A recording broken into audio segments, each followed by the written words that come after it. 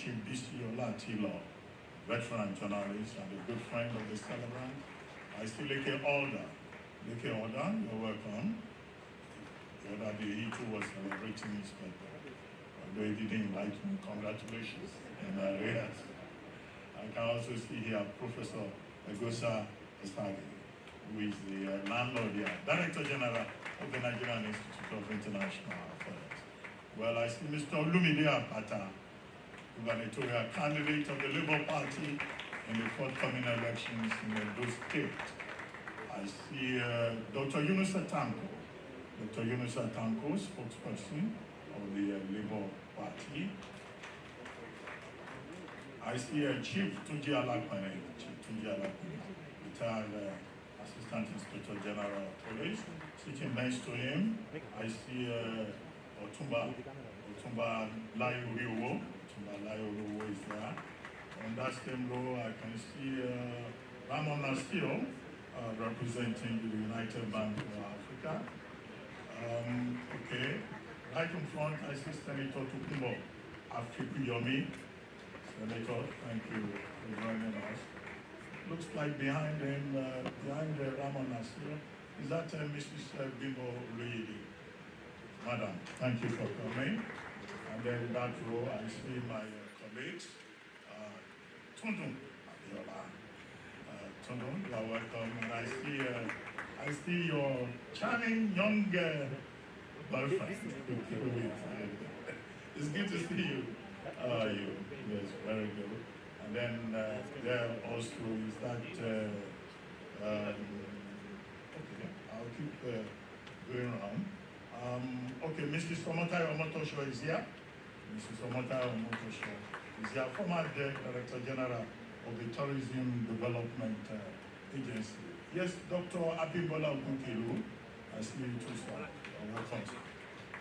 I see also looking around Mr. George Kayodinwa. Mr. George Kayodinwa. Thank you for joining us. Ms. Nika Jones, I see you there in the hall. Eta Uso, I can also see you there. Oh, our teacher, Professor Tony Falola.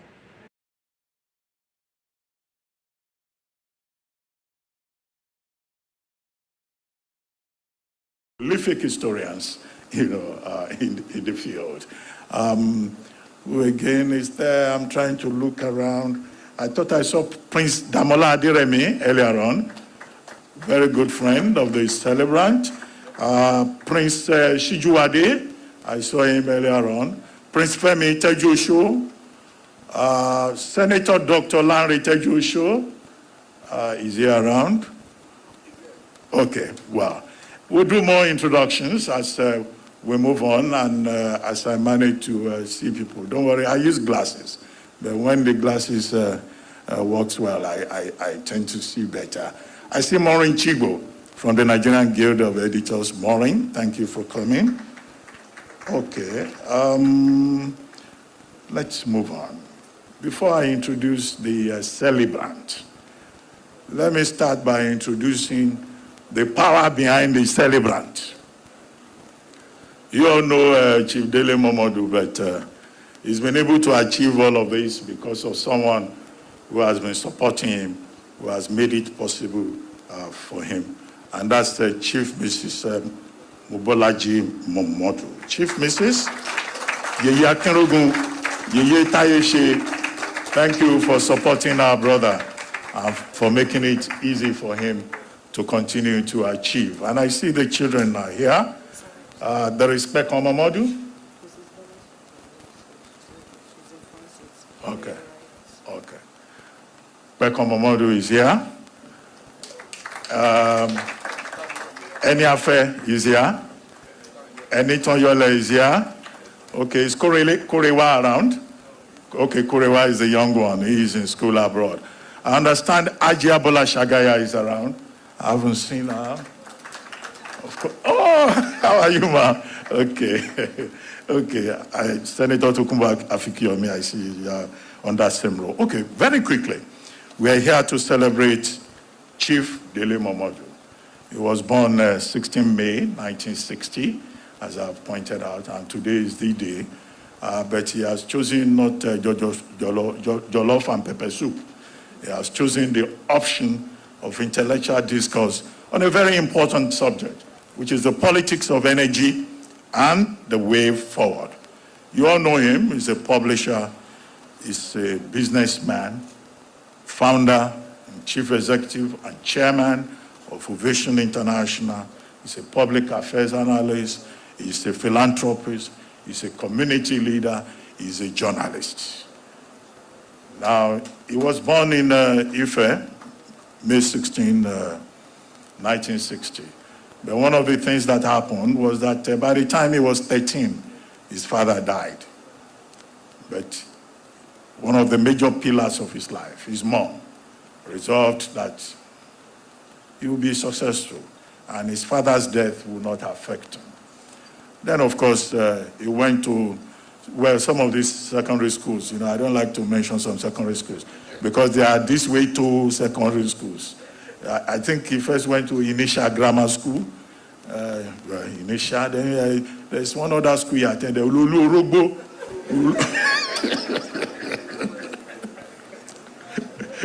You know, some of these people from the hinterland, when he heard the name of their secondary school. But in any case, you know, Chief Dele Momodu then went to the prestigious University of Ife, which later became Obafemi Awolowo University, where he got a master's degree in English literature. And then after that master's degree in English literature, you know the many things that he has done. He has been a journalist, beginning in 1988 as a reporter with the African Concord. From the African Concord, he was redeployed to the Weekend Concord, where he rose to become a line editor. At the same time, he wrote prolifically, you know, in all the Concord titles, and became very famous, you know, for his writings. He later left Weekend Concord and went to Classic magazine, where he worked with May Ellen Ezekiel.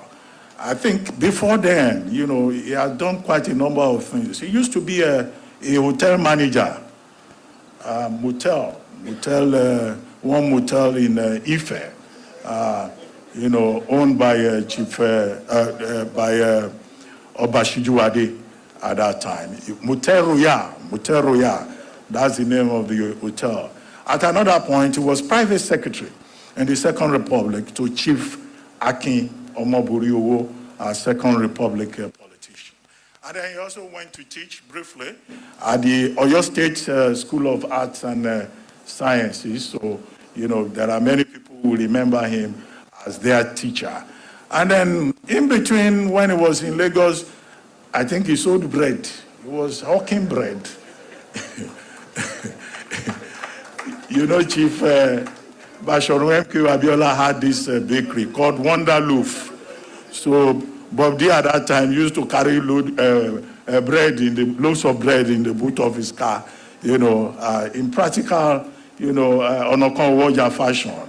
You know, one road, many roads lead to the market. In between, he was also a PR consultant, Celebrities Goodwill, you know, which he was managing. But then, of course, what most people know today is his involvement in politics, and he got into politics through activism. When in 1992-93, we had the general elections won by Chief MKO Abiola, and that election was annulled. He was one of those people, you know, who went to the barricades. For his temerity, he was detained at Alagbon Close. In 1995, the Abacha government was looking for him. They wanted to charge him for treasonable felony.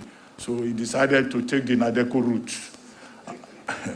The Nadeko route, he went through Benin, to Togo, to Ghana, only to show up in the United Kingdom. And it was when he was in the United Kingdom that he established Ovation International, which became a major celebrity publication, a major contribution to journalism, which even had a bilingual edition at that time and became a magazine of choice for many people.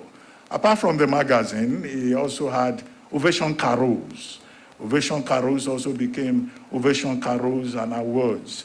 And of course, you all know Bob D continues to write prolifically in the Nigerian media.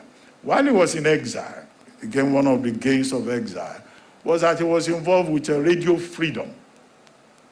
Radio Freedom was a, anti-military channel that was established in the UK then by a number of Nigerians who wanted democracy. And it was Radio Freedom later became Radio Kudirat. And I think it was Sabitiyu Elenu Gbogboro, Saliu Elenu Gbogboro, on that Radio Freedom Radio Kudirat. And here we are today. He's not just a journalist or a philanthropist. He's also a traditional community leader. He's most recently, I was trying to remember that title. He was honored with the title of Akinrogun of Mogoland. He was also honored with the title Aretayeshi of Iwo Land. He is also Bashorun of Okela, Orogun, and he has a honorary doctorate in humane letters from the University, Pan-African University of Leadership in Accra, Ghana, in addition to many other honors. Most disturbing thing for a Nigerian, the most embarrassing, is this energy thing. It's as if it's rocket science. And we go to smaller countries and we enjoy this energy that we cannot have here. So I thought to myself, if I want to buy any product, all I need to do is pay and it will be delivered to me. So how come we pay for electricity and it cannot be delivered? I can see Prof looking at me.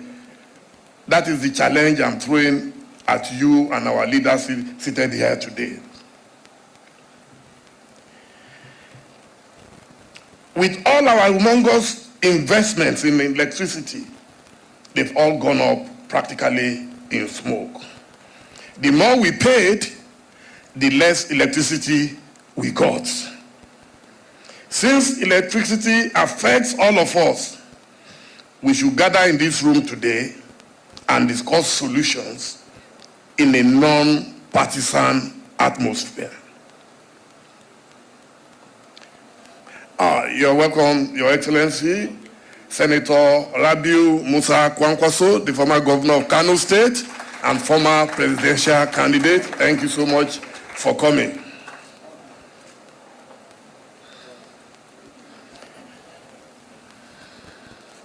So, as I told former Vice President Atiku Abubakar a few days ago, let it be said that I played my part very well. And that should be the mission of everyone in this room. Play your part very well. So after picking the topic, I had to find the lecturer who must be well grounded in the subject matter. I thought of no other than my dear brother, Professor Bartholomew Nnaji, who is seated here today.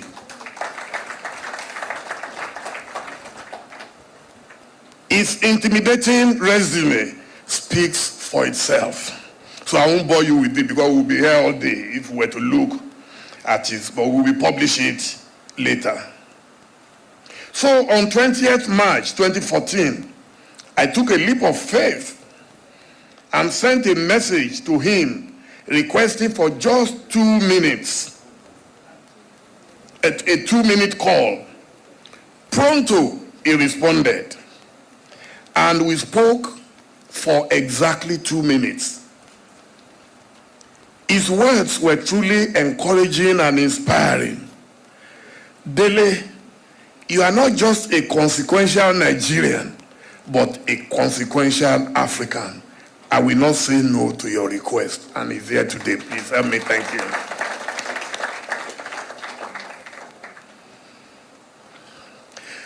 In the choice of today's chairman, I wasted no time in calling on the great African leader, the former president of Ghana, John Dramani Mahama, who in 18 months of one tenure, not second tenure, one tenure, he has one more to go. Hopefully, he will get it this year. I said, please, I want you to be the chairman.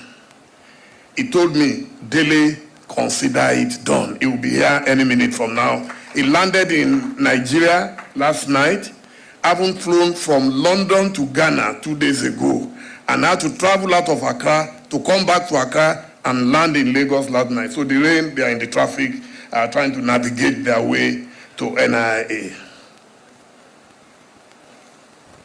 So, of course, my brother, I call him Peter the Rock, former governor, Peter Obi.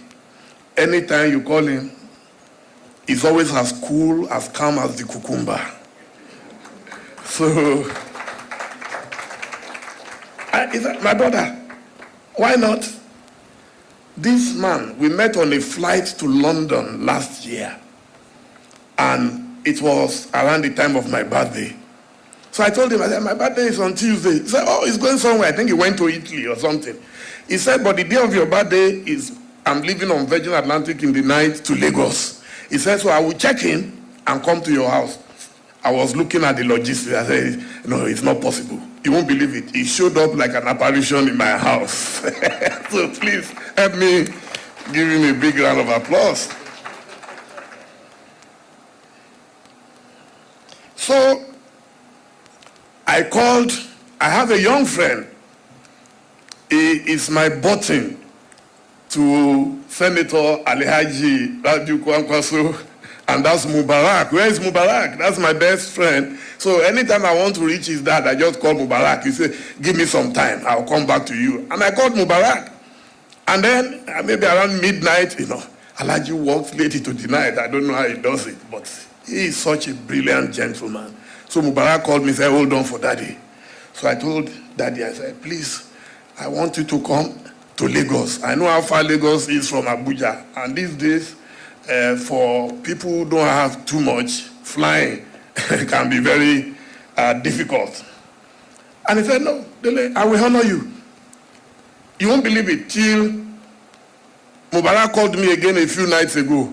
I was still doubting that maybe they would call me. In fact, when I saw his call, I thought he was going to say, oh, sorry, daddy cannot make it. Daddy is there.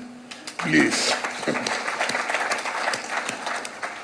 This is one of the most powerful, one of the most dogged politicians in Nigeria. And I'm sure he's following in the robust tradition of Kano politics. The Malam Aminu Kanos, the Abubakar Rimis, and I'm happy that we still have people like you in our political system. May Allah continue to bless you, sir. So, the next thing, I wanted a venue. You would have expected that maybe we go to a hotel and all that, but how do you listen to a good lecture in a too comfortable environment? So I said, no. I wanted a serious environment where everybody, please help me welcome the former president of Ghana, John Dramani Mahama, please. Thank you, sir. I knew the rain did do some shaggy, but we are representing you. Fortunately, my speech is the first, so you haven't missed anything, sir. Thank you, sir. Yes. So I settled for a place as the Nigerian Institute of International Affairs, which I like to call our own Chatham House. Our own Chatham House is abandoned and is to send a powerful message to all of us that we should not abandon this place. The Director General is here, Professor Sage. Please stand up for recognition. Fantastic man. He invited me to be an associate fellow here, and I'm very grateful. I promised you that we will do something here, and I'm happy that we're doing it now. This is the bastion of intellectual diplomacy and home to robust ideas. I knew its auditorium was not in top shape, but this will be an opportunity to address the ugly attitude of ignoring our age-old institutions by making my own contribution.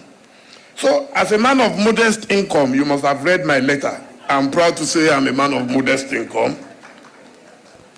I offered to buy 2 new air conditioners. You can see one there, you can see one here. Otherwise, we'll be sweating by now. I decided to change the red carpet, so you can see it looks new. That is what my modest income can afford. So, just like I did in my own village, you see, I realized that we all want to live comfortably within our homes without taking care of our environment. So in my village, in Ieve, in Owan East local government of Edo State, I had to tar the road to my village, to my home in the village. You won't believe it. Because otherwise, all of us will buy navigators and be navigating through undulating roads. So, that is what we did. Then beyond these cosmetic arrangements, there was something more important to me. In 1994, on this very podium, this was where Chief Moshood Kashimawo Olawale Abiola, my adopted father, attended his last corporate event, which was hosted by Unduka Obagbena. So for me, it brings back those memories. And I'm happy to announce that I have in this audience his daughter, who happens to be one of my biggest fans. I don't know what I have done to deserve it, but I have to do. Abiola, please stand up. Tudu Abiola, is a television celebrity, extremely brilliant like his dad. And then I have a young friend who had to skip school today just to be with me. I didn't know until his mom told me, and that's Abiola's grandchild, Tarek. Please stand up for recognition. So you don't know how you affect people when you do things. So he insisted he must come with the mom, and they are here today. That's how I operate. If I believe in you, it doesn't matter. I will follow you to the depth of the ocean. President Mahama knows that. There is nothing they've not done to separate us. I said, Umba, we can't do that. So, he's not here, but he's on his way.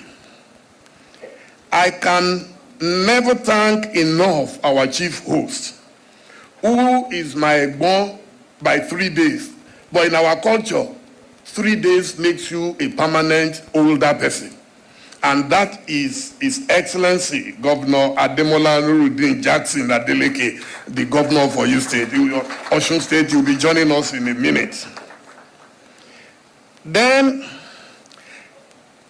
I needed a brain box. A brain box. I consult him. People think you can do things alone. No matter how brilliant you are, you must seek help. The brain box is sitting right here, Mr. Leke Holder. Please stand up. This is the biggest in branding in Nigeria, if not Africa. And this man, I'm sure he doesn't mind, was battling with cancer and battling with other ailments. And he insisted we must have a session about this. All this branding you are seeing, he did gratis. Please help me thank him.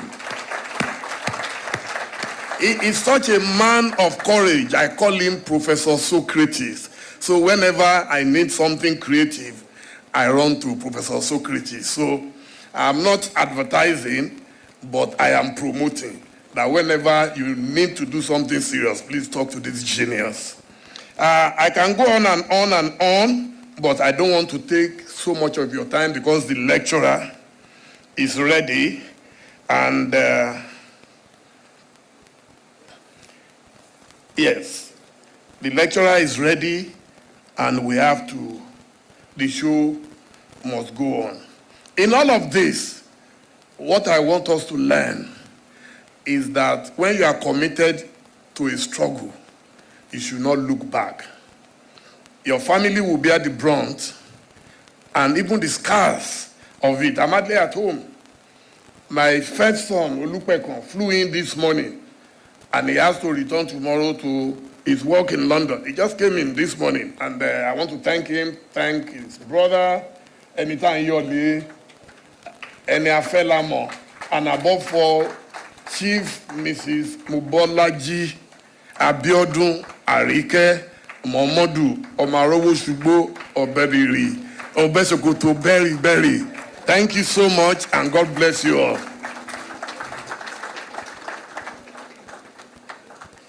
Doctor, over to you.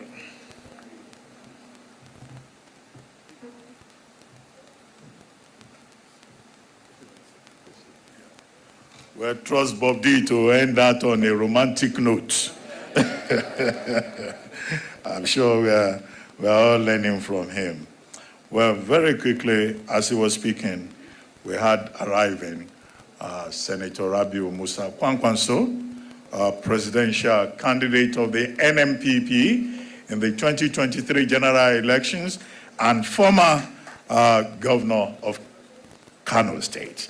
Your Excellency, you're welcome, sir. And then also the chairman of this occasion arrived. But before I introduce the chairman, trying to give him a little time to catch his breath because he just joined us. But I also like to remark on the point Bob D was making about being very modest. Well, when I was introducing Bob D earlier on, I forgot to add the fact that he's a politician. In 2011, we will all recall that he tried to run for the presidency of Nigeria on the platform of the Labour Party. Now, that didn't work. He eventually ran on the platform of the National Conscience Party. We know the story of how that went. And then subsequently in 2022, he also showed interest in the presidency of Nigeria, but he ended up being one of the managers, media managers of the People's Democratic Party. And I've seen quite a number of persons from the People's Democratic Party here, including Etauso, who must have worked with Bob D at that time. Then, of course, a few more introductions. Senator Lubi Fadeyi is here. Yeye Adenike Shobaju is here.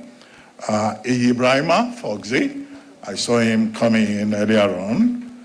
We also have here Erilu Olajumoke Fadeyi. We have Agbaoye Kola Karim. We have Mr. Shegun Ogunsoya, GMD, Airtel Africa. And then we have Dr. Stephen Akintayo. We have Gbadebo Rhodes Bible. Gbadebo Rhodes Bible was the gubernatorial candidate of the Labour Party in Lagos State during the 2023 general elections. Mr. Ralph Limo, thank you for joining us. Dr. Bobby Moreau, Council, South African Embassy, thank you. Ketura King, I see you. Thank you for coming. Right, okay. And then very quickly, I'm now going to invite the chairman of this occasion to give his opening remarks before we go to the main lecture. Much later, the introductions will continue. Well, we're very privileged to have President John Dramani Mahama, one of those African leaders who have practically done everything. He started his political career as a member of parliament, representing is a Boli Bomboy constituency from the Upper Volta region. And then he later went on to become a deputy minister and later substantive minister of communications. So look at it, MP, Member of Parliament, Deputy Minister, Minister, later became Vice President.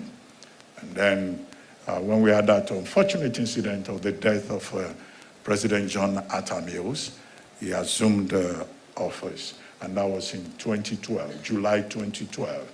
And he was president of Ghana from 2012 to 2017. Can we have a round of applause for him? Now, at the moment, President Mahama is the presidential candidate of the National Democratic Congress in the forthcoming 2024 general elections. During the primaries, he won the selection process, the voting process, by over 99% of the votes, which shows his popularity.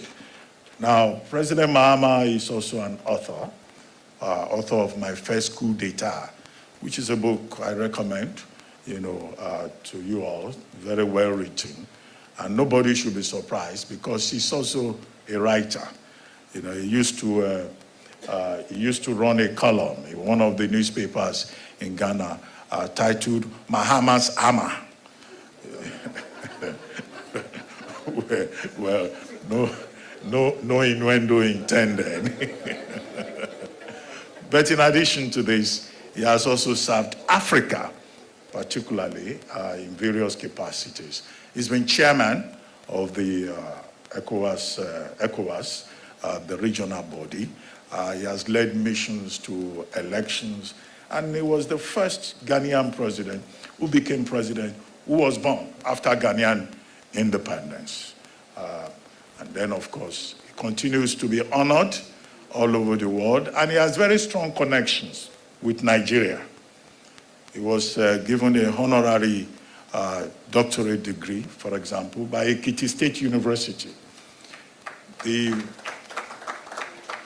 Faculty of Management Sciences of that Ekiti State University is also named after him. So in addition to many international, honors, awards, and recognitions. And President Mahama here as chairman at a discourse on the politics of energy and the way forward. I mean, we could not have chosen a better chairman because the subject is a subject that is very familiar, that resonates with the good people of Ghana. There's something in Ghana they call Dumso. Dumso means power cuts. And it was a very serious problem between 2012 and 2017. Now, up to now, this is 2024, Ghanaians are still talking about the effect of Dumso on businesses and lifestyles and productivity. So you see, we have a lot in common with Ghana. And part of the problem they have with the energy sector there is even Parliament not paying electricity bills. That must be very familiar to Nigerians, where government institutions don't pay bills. And also issues of infrastructure and issues also, of resources with regard to energy. And just as in Ghana, they are talking about electric vehicles and alternative energy, we are also having that conversation here in Nigeria. So there's a lot that we share in common, and certainly President Mahama, given his rich experience and the leadership that he continues to provide in and out of office and on the field of politics, is eminently qualified to comment on these issues and provide very significant direction. Ladies and gentlemen, may I ask you to put your hands together for President Mahama as he invites him to the podium.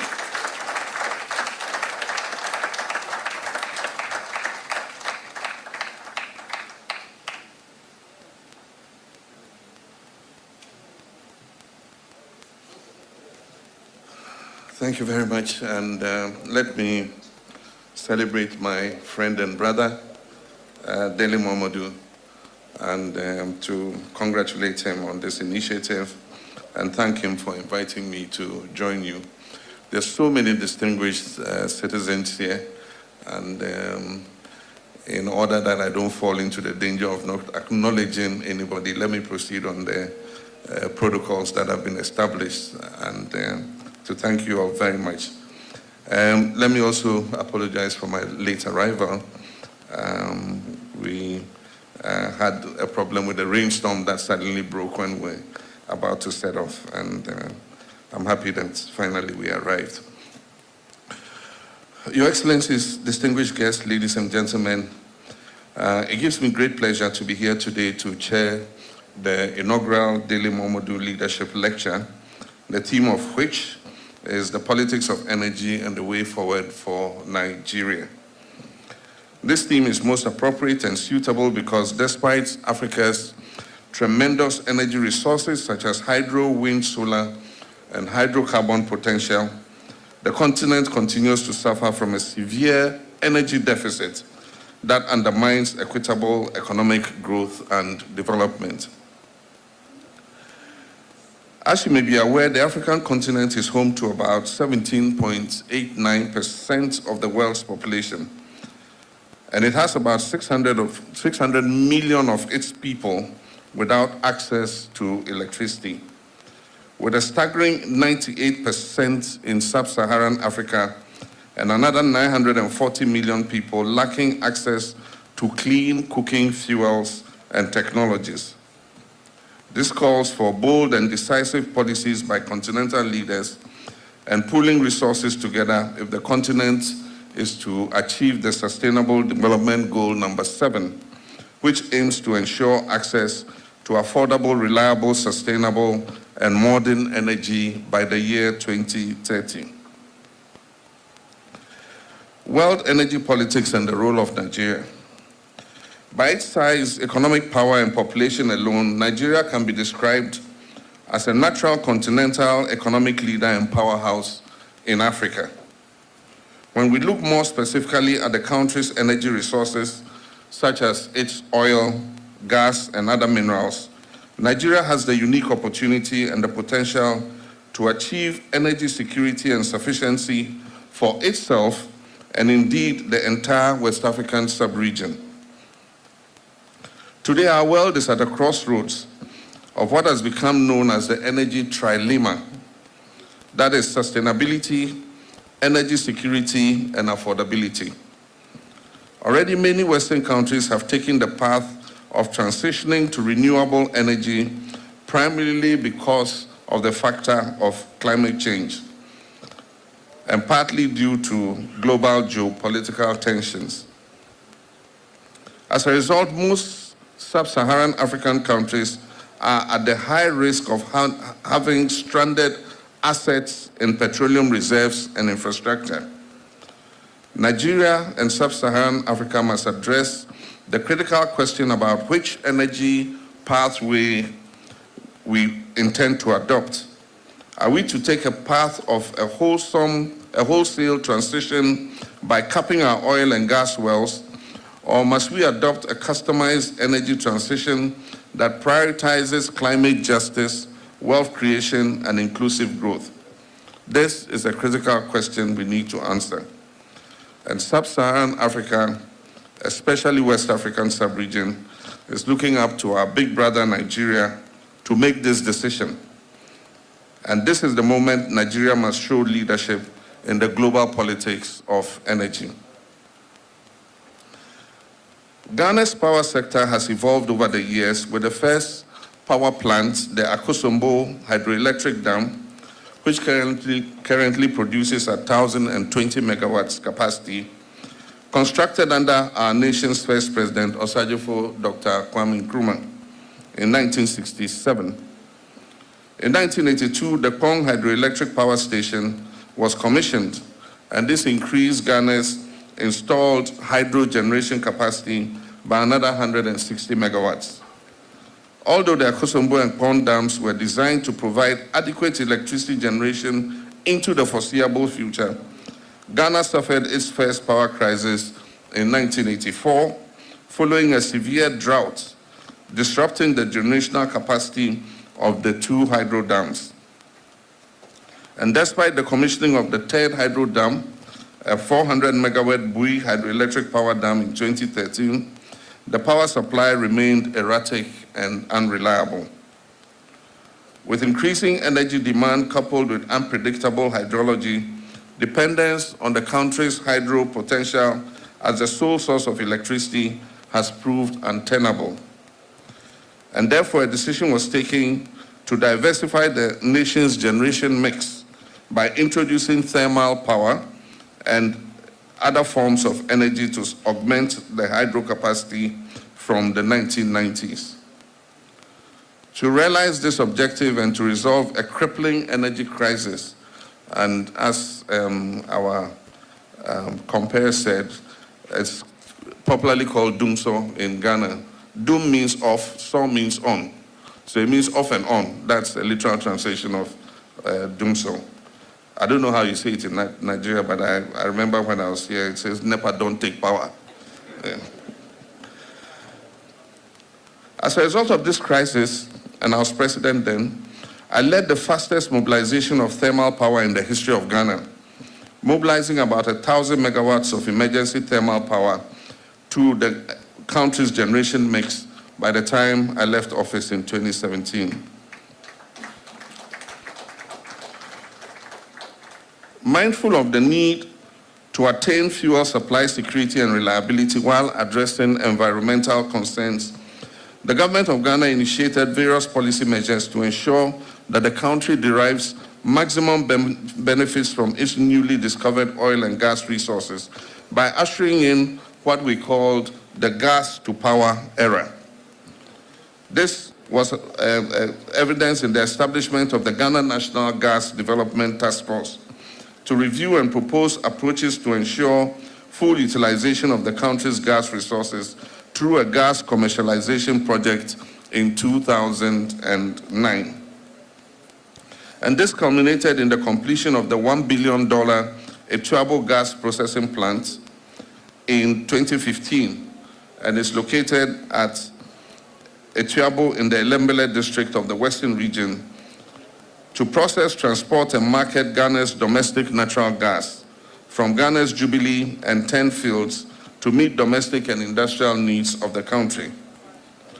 Following the discovery of additional gas resources in the offshore Cape 3 Points area in 2009, we decided to leverage the World Bank and other partners to undertake the US $7.7 billion Sankofa natural gas project by constructing an integrated offshore oil and gas processing plant to supply additional gas capable of generating 1,100 megawatts of thermal power.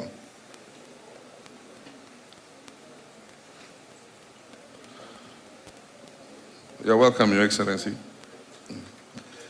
These policy interventions have resulted in domestic gas accounting for about 82% of Ghana's thermal requirements and 40% of domestic LPG supply.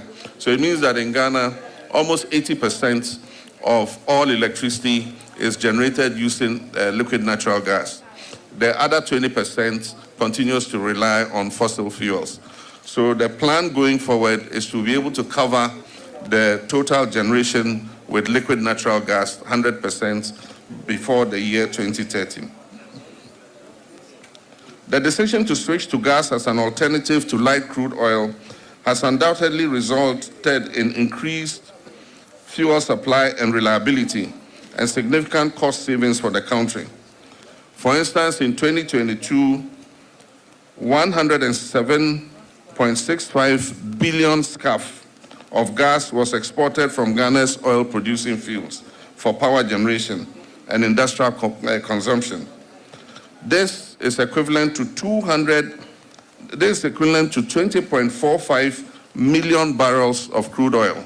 And so if we're not using natural gas, we'd have had to buy 20.45 million barrels of light crude oil to generate electricity. The cumulative savings from switching from light crude to gas is estimated at 1.34 billion. It means that if Ghana was continuing to use light crude oil instead of natural gas, we would have had to spend $1.54 billion over the period. As a result of these policy decisions, which undeniably has not been an easy journey, it may interest you to know that Ghana currently has enough dependable generation capacity at 5.45 5,454 megawatts. And so the current doomsaw that we're going through is not because we don't have the generating capacity, it's because we don't have enough fuel to be able to meet the demand. And so current generation capacity stands at 5,454 megawatts, both for domestic consumption, and Ghana currently exports power to neighboring Togo, Burkina Faso, Cote d'Ivoire, and Benin within the framework of ECOWAS cooperation. I'll touch a bit on the West African power pool in a minute. Ladies and gentlemen, on the local front, an aggressive rural electrification policy launched in 2009 increased electricity access rates in Ghana from 60.8% to over 80% in 8 years. The solid foundation we laid has resulted in an impressive 88.5% current access rate. It means that 88.5% of Ghanaians have access to electric power. And Ghana is on course to achieve universal access to electricity at the target date.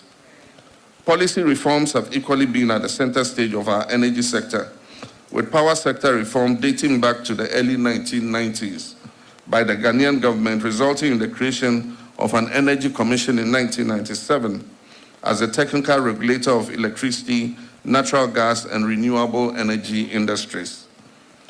And also the formation of the Public Utilities Regulatory Commission in the same year provides guidelines for tariffs and charges on public utility services, especially water and electricity. More importantly, we have unbundled the vertically integrated Volta River Authority, and I'm sure you would have heard about this. They are the managers of the Akosombo hydroelectric power station. But they also controlled the national electric grid. And so we unbundled it and made them concentrate on power generation. And then we formed Gridco, which is responsible for all the transmission lines in the country. Ladies and gentlemen, despite the remarkable success chalked over the years, increasing demand for electricity to satisfy domestic use and export and gas supply constraints is beginning to pose significant challenges, threatening the nation's power supply reliability as demand continues to increase. It's estimated that demand increases between 10 and 12% every year. And so it means that you must always plan ahead, both in terms of having access to enough fuel and also putting in the generation capacity to be able to meet that demand. Since the beginning of the year, power supply reliability has been erratic, largely due to the inability of the current government to expand and increase the gas infrastructure to meet the rising demand. This therefore calls for very serious policy rethinking if we are to resolve this current challenge. And that's why the compare said that doomsaw is back. This year we've been suffering a lot of power outages in Ghana. Ladies and gentlemen, with the 2024 elections around the corner, my party has proposed to declare 2025 as an accelerated age of oil and gas production should we win the elections. Natural gas will be the central area of focus for us, for our future. Private partners such as the Chamber of Upstream Producers of Ghana have already declared their commitment to invest in natural gas exploration and production with the needed government support. Let me use this opportunity to invite potential investors in Nigeria. When it comes to oil and gas production, you are big brothers, and I know you have more expertise than us. And so I use this occasion to invite potential investors from Nigeria to invest in Ghana's hydrocarbon potential. Let me also commend Nigeria for its leadership in the implementation of the West African Gas Pipeline Company, WAPCO, which has played a critical role in Ghana's energy future. Following on the success of the West African Gas Pipeline Company model, I firmly believe that we can replicate the model in the downstream petroleum sector for our mutual benefit. The future of Sub-Saharan African development greatly depends on the success story of Nigeria's energy sector. I wish to call on Nigeria to lead the politics of energy resources in Africa. On this note, there is an urgent need for Ghana and Nigeria to deepen our economic and technical cooperation in harnessing and developing our energy resource potential for energy security and reliability as a catalyst for industrialization, job creation, and equitable wealth distribution for the entire West African sub-region. The establishment of the West African Power Pool, which I talked about just a while ago, the wholesale market presents an excellent opportunity for energy integration in West Africa. Ghana has already constructed a high-voltage electricity transmission network that connects us to Togo, Benin, Burkina Faso, Mali, and Cote d'Ivoire. So it makes it possible for us to evacuate excess power into the grid for export to any of these countries. The critical step left is the synchronization of the entire West African Power Pool interconnected transmission system, which includes a link with the Nigerian system, and also a connection to Niger and the northern parts of Togo and Benin. This will undoubtedly create a great opportunity for ECOWAS countries, especially notably Nigeria, because Nigeria has the potential to have excess power that it can put into the West African Power Pool for use by other countries that have a deficit. So notably, Nigeria, with vast resources and available generation capacity to trade in the regional electricity markets, will be an advantage for our sub-region.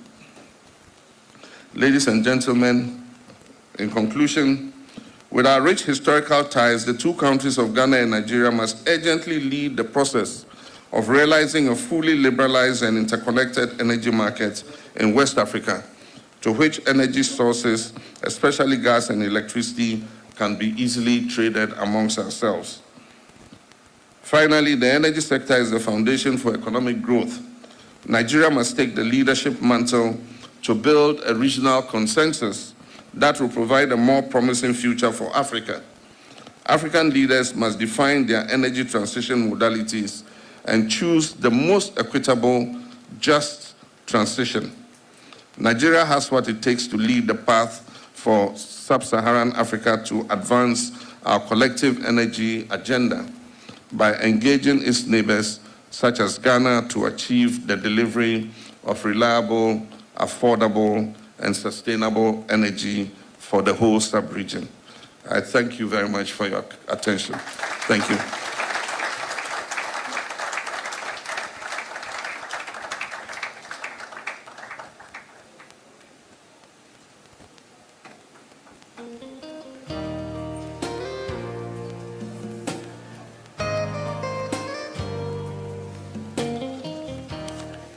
Well, something tells me that round of applause wasn't loud enough. I wasn't hearing it. Yeah, that's much better. And the big takeaway for me is what His Excellency said about how Nigeria can provide leadership in the energy transition and perhaps be the hub, for that transition within this West African region. Leadership. Again, that's why we are here today. Now, as President Mahama was making his presentation, we had the arrival of the chief host of this event, His Excellency, the Governor of Osun State, the performing and action Governor of Osun State. Please listen to me very well. If you go and use another phrase, you are on your own. His Excellency Senator Ademola Jackson Adeleke and the Asiwaju of Edenland. Congratulations on your chieftaincy title, sir. And also, we also had the arrival of His Royal Majesty, Alayelua Abdurrashid Adewale Akanbi, Emperor Telu the First, the Oluwo of Iwo, Kabiyesi. And you should be surprised that Emperor Telu the First is here. Chief Dele Momodu is the Ààrẹ Táyéṣe of Iwo land. And Chief Mrs. Mobolaji Momodu, is the Yeye Tayeshi of Iwo land.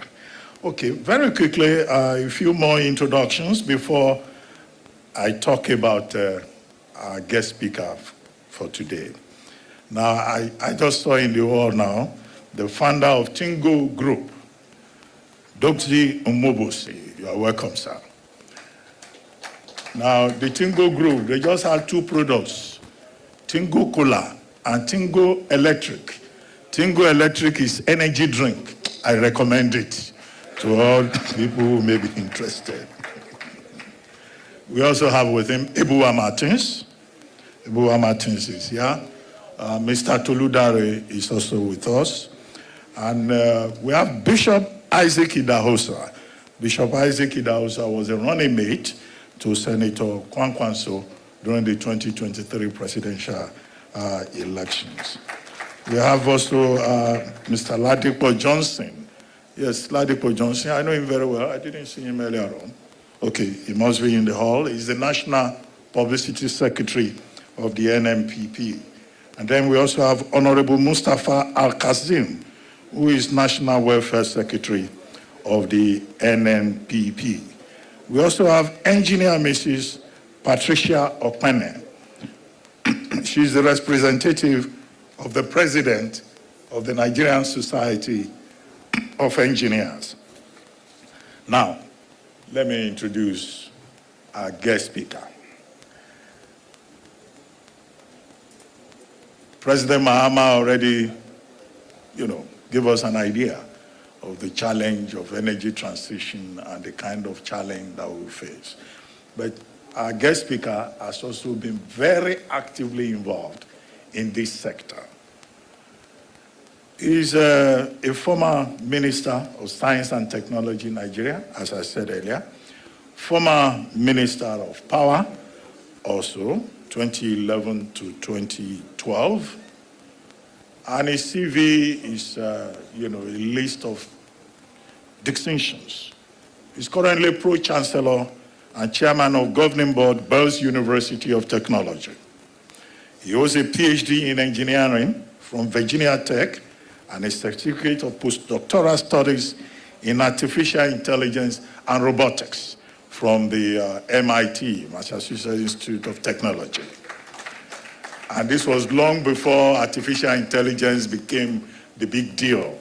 He already, went ahead. He's a fellow of the Nigerian Academy of Science, fellow Nigerian Academy of Engineering.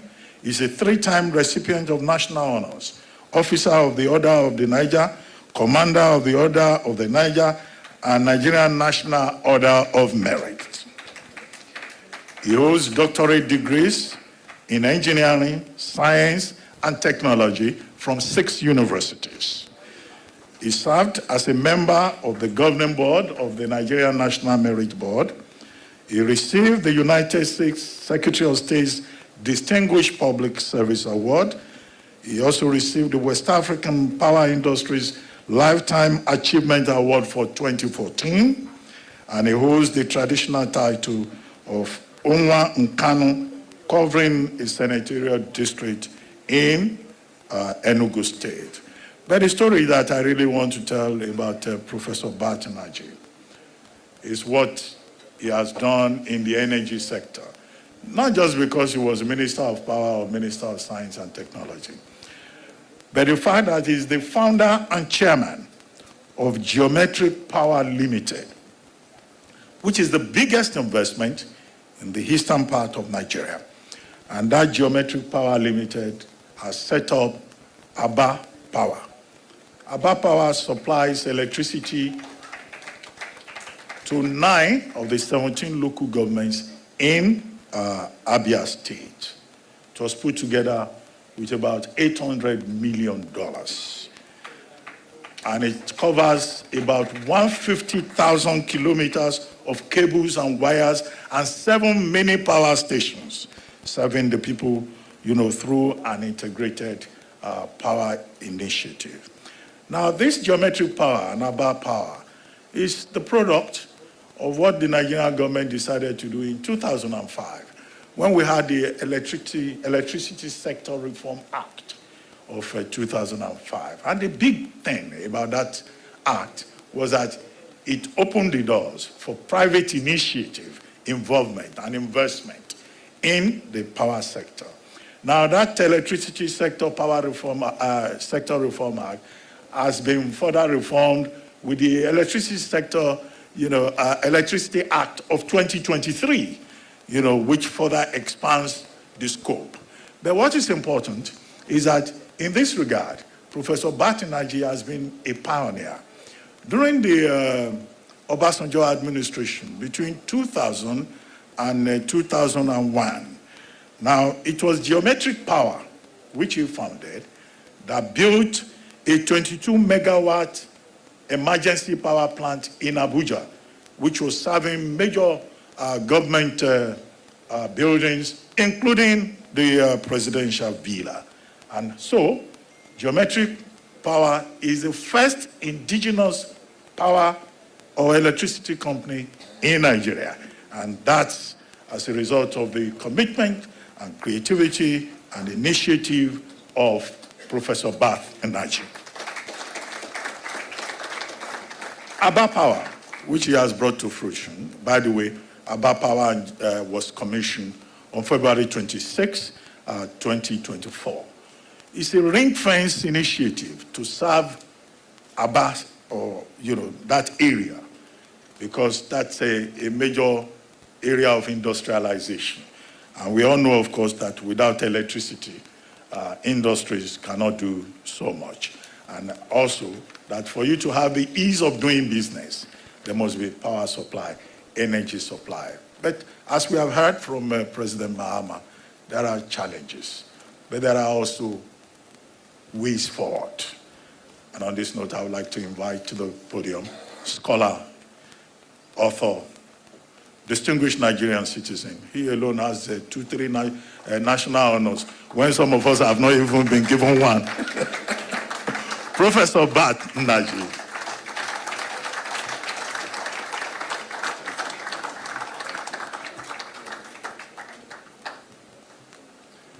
Thank you so much, Chief Dr. Reuben Abati.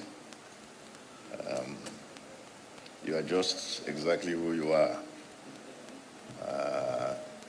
An encyclopedia of a lot of things about the nation and the world. Thank you so much.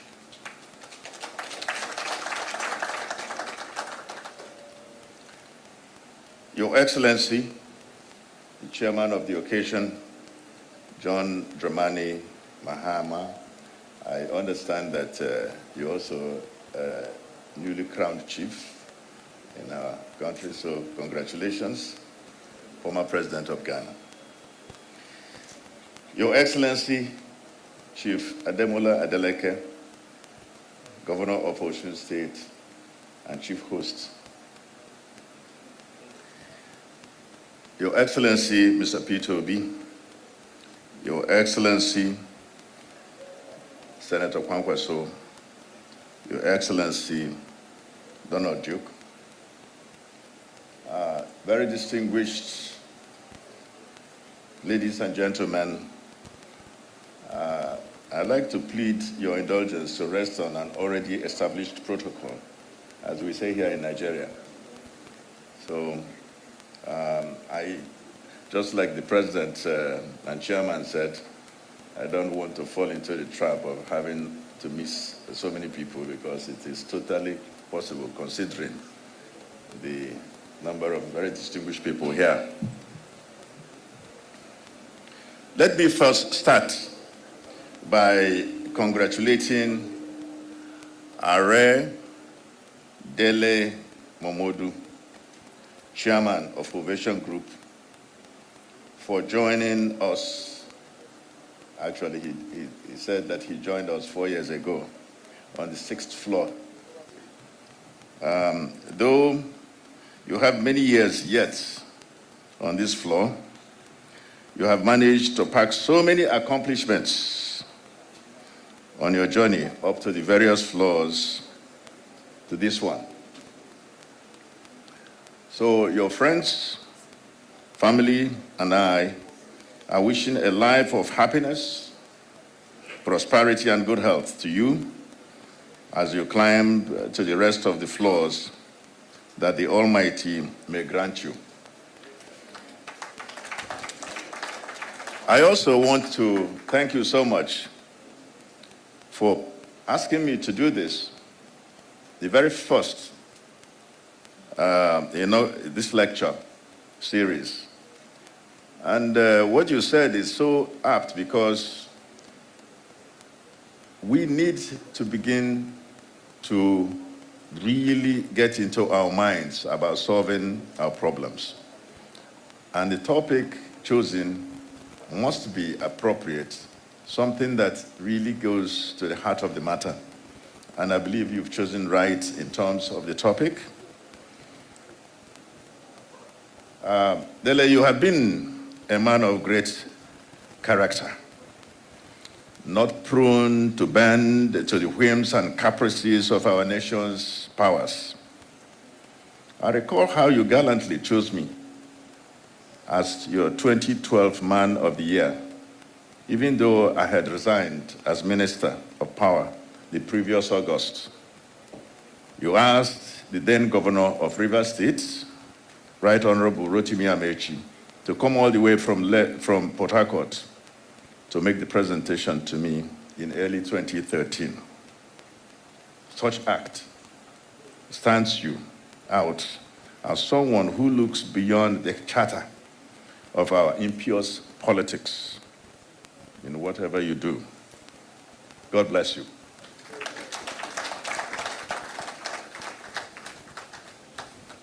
I like to think, and I think all of us were here listening to President Mahama, I think that it is important for someone who occupies the sort of position that he has occupied and seeks to occupy to have good mastery of statistics and knowledge of what the subject is about. He has been able to tell us a lot about the value chain of energy. He's also been able to link it with politics and the economics. We thank you very much, sir. In fact, you've made my job easier, because Dele chose for me to talk about politics of energy. So I will go straight to the politics of energy and not have to address all these wonderful issues that you've covered. Thank you. The modern global economy runs on energy. That's very clear. Contemporary geopolitics are shaped by energy. For instance, it is wondered whether the United States of America would have risked the lives of thousands of its troops and spent so much financial resources on rescuing Kuwait from the vice grip of the then Iraqi president, Saddam Hussein, if the little desert nation with sparse population had not been full of petroleum. The speculation is important because when Saddam Hussein moved into Kuwait on 8 August 1989 and occupied it, which caused pandemonium throughout the globe, Liberia was about to start a descent into anarchy. Liberia is not just another country. It was an American colony created for freed African slaves. Its capital, Monrovia, is named after the 5th American president, James Monroe, who was president of America from 1817 to 1825, widely remembered for the Monroe Doctrine that the American hemisphere should be treated as the American backyard. The doctrine precludes outsiders from meddling in affairs around the United States.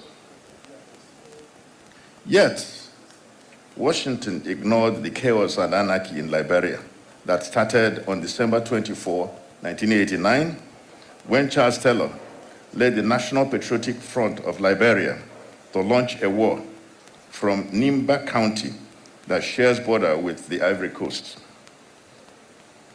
Nigeria was compelled, as the giant of Africa, to not only move its troops, Army, Navy, and Air Force into Liberia, but also spend a fortune in the country under the auspices of Economic Community of West African States, ECOWAS.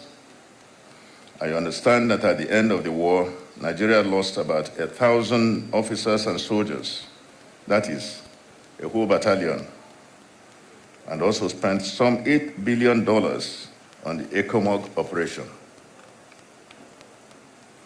Now, let us move away from events of the 1990s and the wars. Let us reflect on the international events of the last couple of years concerning energy. The West, particularly Western Europe, has been mounting a relentless campaign for cleaner energy. It wants the world to embrace solar, wind, and other forms of renewable energy, like hydropower. It has been asking mostly the developing countries to abandon coal in particular, referring to it as the greatest environmental pollutant through carbon emission. It has even added natural gas to the list. So when Mr. President was talking about natural gas and the plan of his government, should he win, to focus also on natural gas, just to know that these people have added natural gas as a major pollutant. So it has added natural gas, all in an effort to make the world limit global warming to 1.5 degrees centigrade by 2030, as required by the Paris Accord on Climate Change of 2015. Something dramatic was to happen in 2022. Following Russia's invasion of Ukraine, European nations imposed a series of sanctions on Russia. Moscow, in return, took punitive actions against the West. Western countries like Germany, which depended largely on gas exports from Russia, began to feel the pinch. Germany, the largest European economy, decided to revive, would you believe it, coal-fired plants that it had resolved under Angela Merkel to close down. Though there was no imminent threat to power shortage in Germany, Berlin chose to reverse its policy on coal plants rather than risk in any way the chance of its people suffering any form of electricity crisis. Germany was not alone. The United Kingdom, which had prided itself on shutting down its coal-fired plants and on building large wind farms, decided to resuscitate its coal plants. Why? It didn't want its citizens to suffer the 2022 heat wave unduly. A similar scenario emerged in France the same year. Faced with winter, which could hurt its people, Paris chose to extend the lifespans of its coal-fired plants. Though electricity from coal was responsible for only about 0.6% of national electricity in France, the French government had to extend the lifespans of coal-fired plants just to protect its people. This is the country where 196 countries, including the Vatican City, signed the famous Paris Accord on Climate Change under the United Nations auspices. The United States is proud that several of its coal-fired plants have been decommissioned. Coal used to account for 50% of America's electricity, but the figure has now reduced to about 17.8%, and it is expected that it may decline to 4% by 2030. Environmentalists are delighted at the rapid decline, but it would appear that decline has not been driven by as much commitment to environmental protection as by economics. Even though the Joe Biden administration has a special envoy on climate change, it is easier and cheaper to run a natural gas-fired plant than a coal-fired one. As a fact, in fact, a coal-fired plant, let's use Nigeria, would cost you anywhere from a gas-fired will cost you anywhere from $1.3 to $1.5 million to install 1 megawatt. But coal-fired would cost you at least $2 $2 million. So, but that's not quite the issue. The issue is about availability of the fuel. Now, it is easier, as I said, to run a natural gas-fired plant than coal one, thanks to enhanced shale gas production in the United States.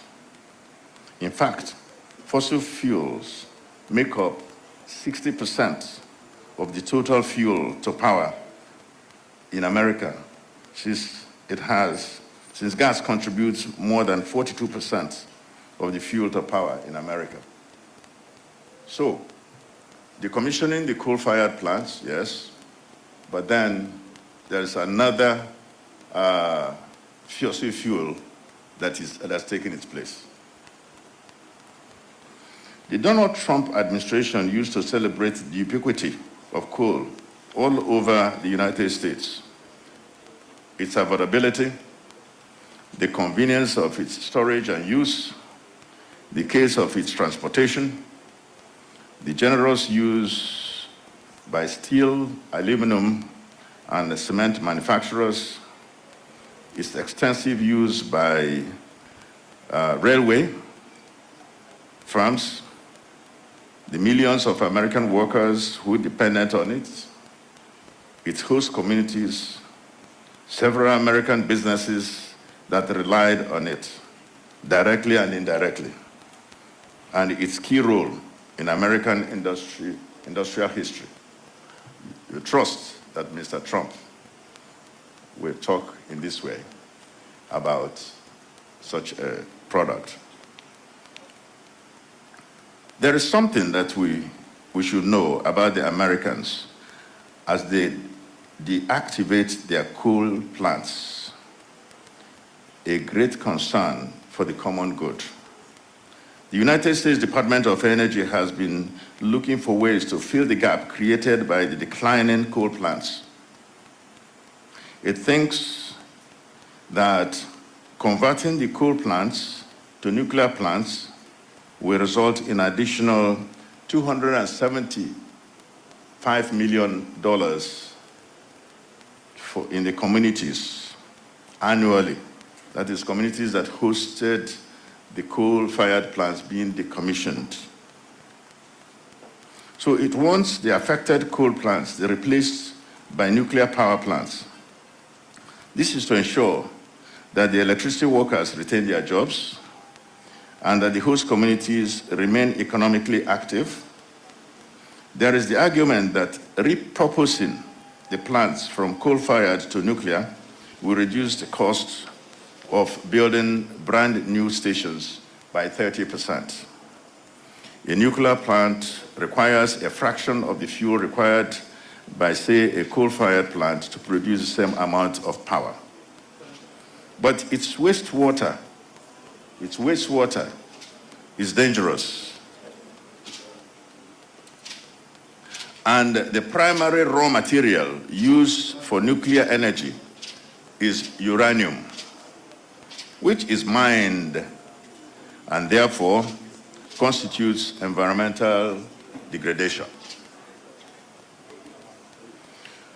Of course, it is not only nations that have displayed self-interest in the dialogue over fossil fuels. Take the case of the 5 superstar oil and gas companies: Shell, ExxonMobil, Total Energies, Chevron, and British Petroleum. Well, actually, ExxonMobil and Chevron did not claim to be as committed to cleaner energy as their European counterparts. Shell, under Ben Van Beurden leadership, tried to sell itself as a leader in the vanguard of the campaign for clean energy and paid a price for it. While it was posting huge profits, its stock performance on the exchanges was flat. Unlike those of Chevron and ExxonMobil, investors were not sure whether Shell was an oil and gas firm or one dealing in renewables. All this changed with the assumption of office of Wael Sewan, the Lebanese Canadian, as its chief executive officer in January of 2023. Sewan has left no one in doubt that his loyalty is not to environmentalists, but to shareholders. Shell has resumed heavy investments in oil and gas. It has reduced its climate ambitions by scaling down its goal of reducing the net carbon intensity of its energy products from 20% to 15% by 2030. Its investments in renewables came down from $3.5 billion in 2022 to $2.5 billion in the same year, in 2023. Shell is not alone. The other British superstar petroleum company, BP, has taken similar steps. Its investment in low-carbon energy are 7 times less than its investments in fossil fuel, while those of Shell are 5 times lower. Total Energies of France, in April 2023, announced a reduction of its climate ambitions from 35 to 40% in emissions in 2030 to 20 to 30% is a range in the same period. The Shell CEO has an interesting explanation for the new ongoing huge investment in oil and gas by the petroleum majors. That is, the world needs energy security. I believe what he is really saying is that the Western nations need energy security. And so you're on your own in how you achieve what they want, but they're going to do what they want to ensure that they have energy security. Now, renewable energy has been marketed as the silver bullet to climate change.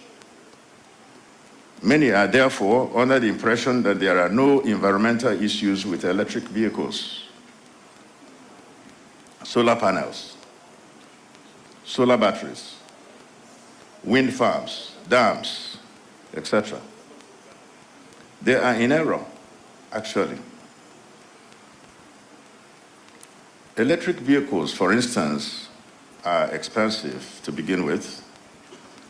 So Tesla vehicles price range from $40,000 to $47,000, though Elon Musk has been rattled by cheaper electric vehicles from China, like those from BYD, and is therefore working very hard to produce more affordable vehicles. This thing has happened in America in the past. in terms of when they began to talk about emissions.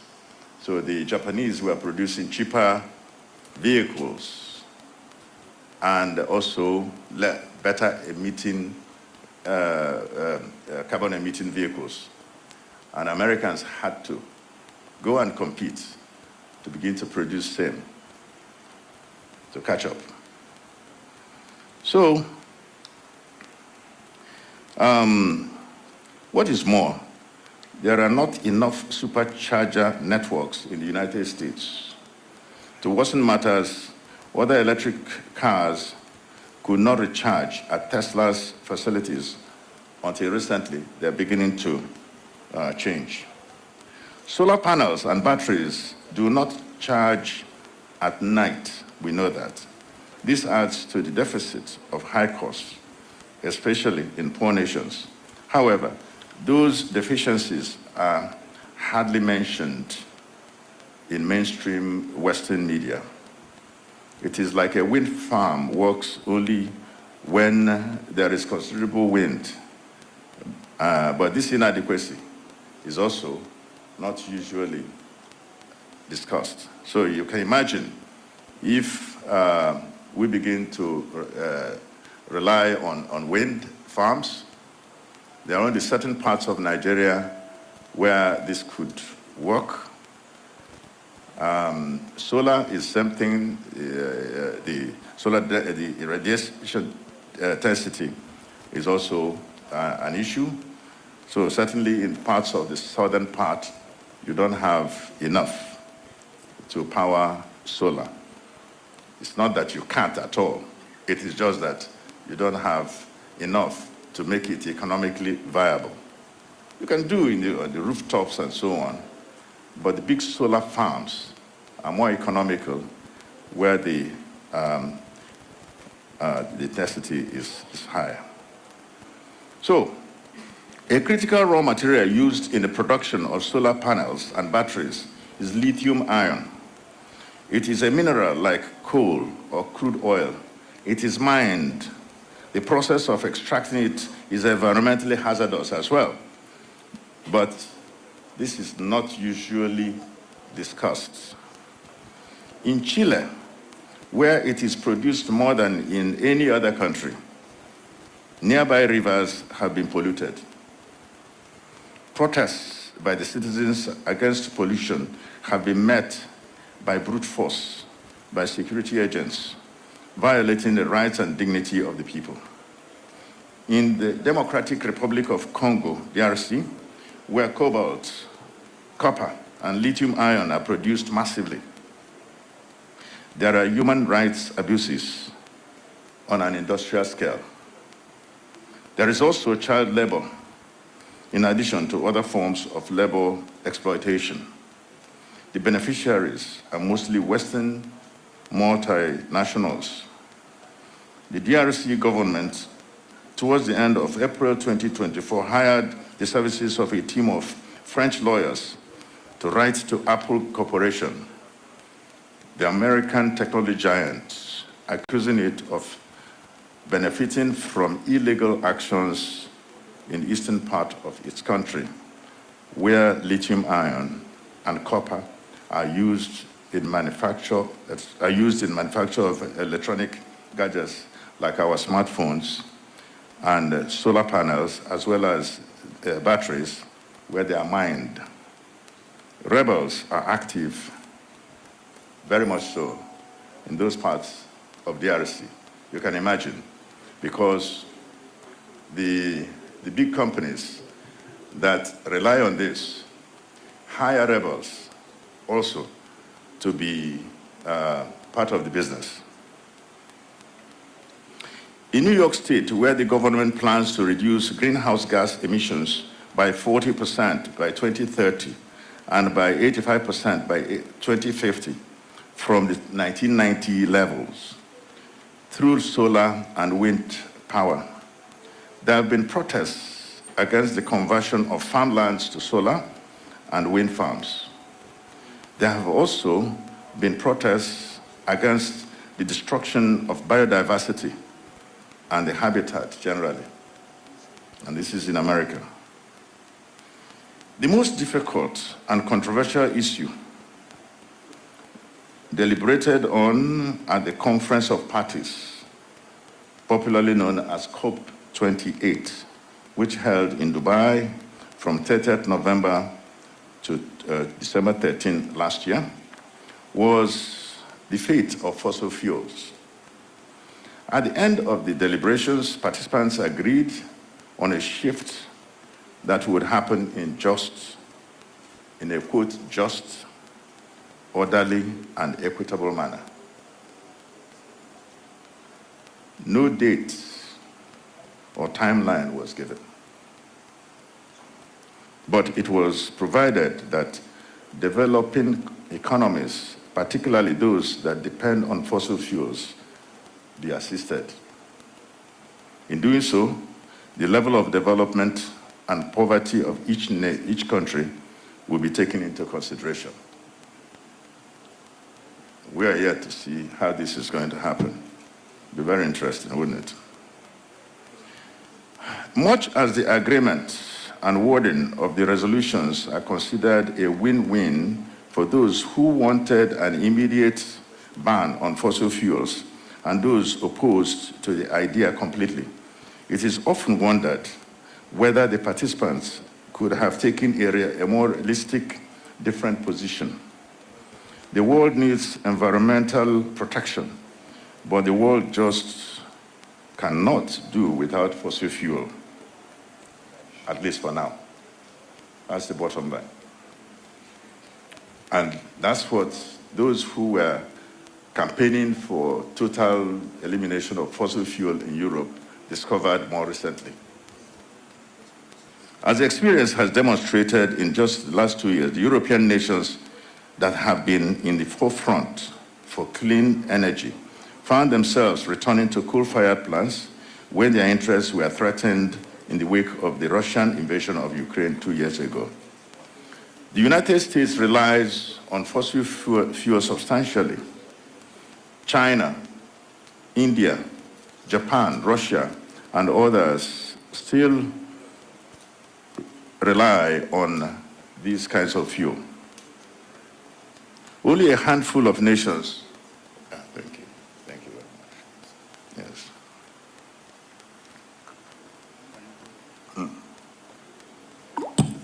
Take it. Thank you. But there's no place to place it. So only a handful of nations like Greece, Spain, and Portugal have crossed the clean energy line. At the G7 meeting of ministers responsible for the environment, climate, and energy held in Turin this last April, it was agreed that coal plants would be phased out among these nations by 2035, but that the participants were realistic enough to provide that those which could not meet the target should be allowed to continue to use coal-fired plants on condition that it would not compromise their commitment on bringing down global warming to 1.5 degrees centigrade by 2030.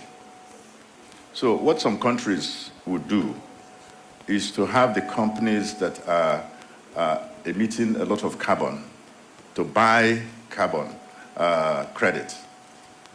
For example, the big forests in the Amazon, they keep the forest and they sell the carbon. It's actually traded on the stock exchange in New York.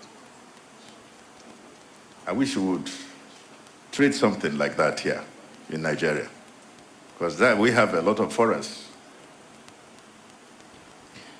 So it is unlikely that Japan can afford to stop using coal by 2035. Germany has set a 2030 deadline, but there is no guarantee it will make it. The G7 member nations that campaign for the phasing out of coal plants by 2035 are those which have already abandoned coal plants or use them minimally. In other words, What the world saw at the recent G7 ministers meeting in Italy is self-interest everywhere and becoming the big elephant in the room. How do we go from this? So this fact should not be lost on us here in Nigeria and our government. The primary responsibility of every government is to its people, their welfare and their security. This point is worth reiterating because Nigeria seems to pay more attention to gas exports than the domestic gas market because of the prospects of huge foreign exchange earnings, which the country needs desperately. Gas producers naturally prefer to export their products because their domestic prices are regulated, subsidized, and perhaps sold at below world market in some cases, not in all cases. Besides, those who supply gas to privatized power generating companies are typically owed, especially those GENCOs, not happening in our geometric power, I must tell you. We pay our bills. The Trans-Sahara gas pipeline is being constructed with a pipeline measuring 46 to 56-inch gauge so that it can carry billions of cubic meters of natural gas from Nigeria to Europe, through North Africa.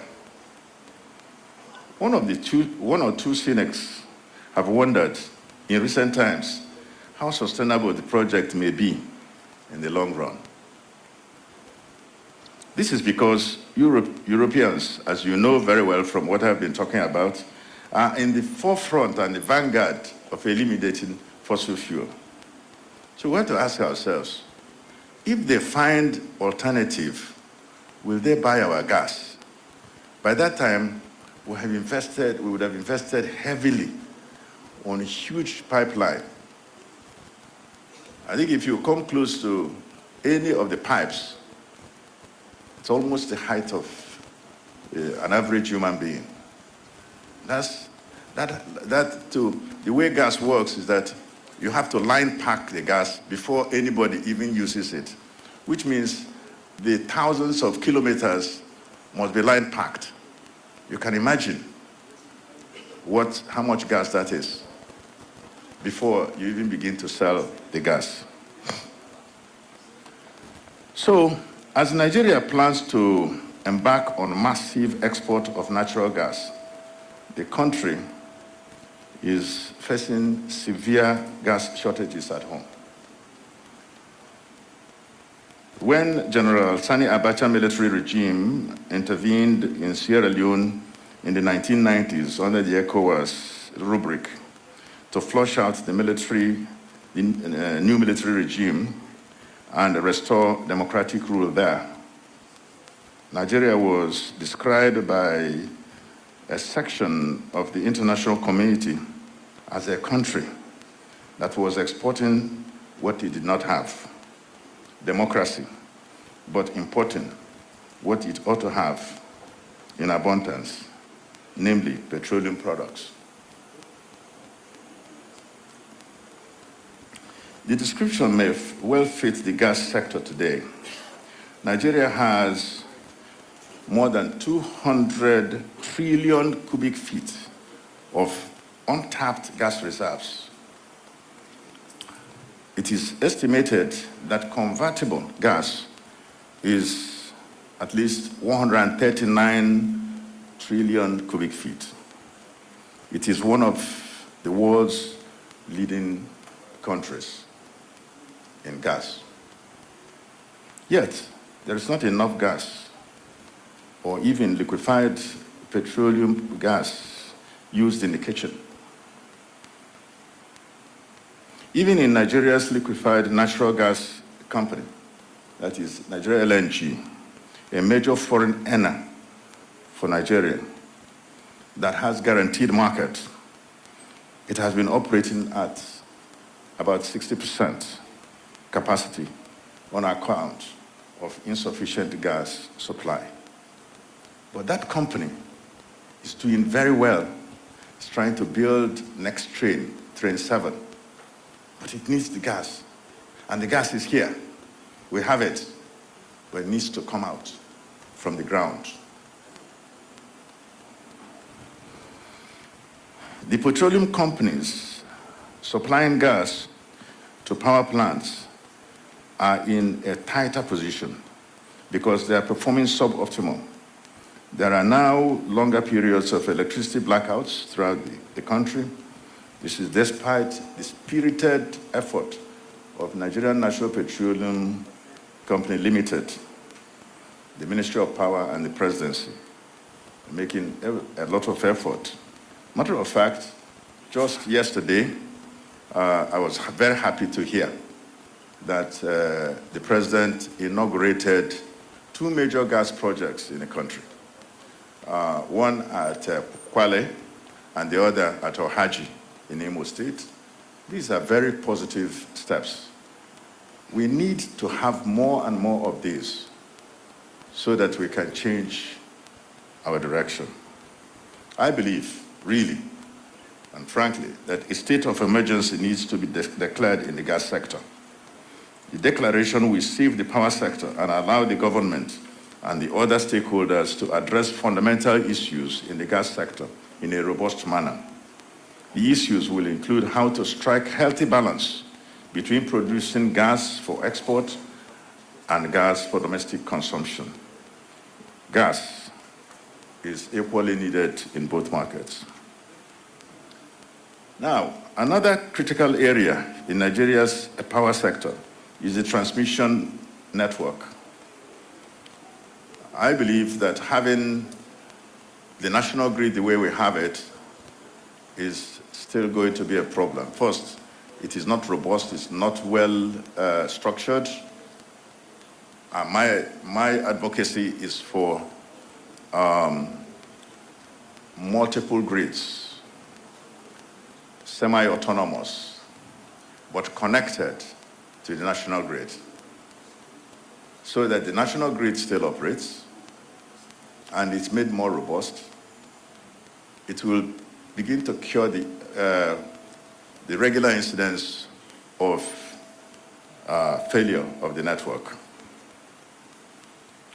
When I was in government, we embarked on a project, or rather we actually got Federal Executive Council to approve what we call a super grid, a 765 kV network that will kind of ride above the existing 330 kV network.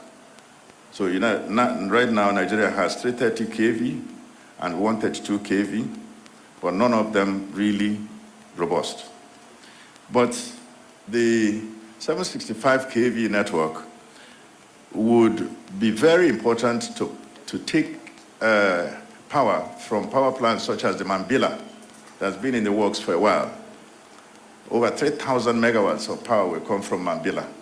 So the question is, which transmission infrastructure will take that power? Suppose that we finish it.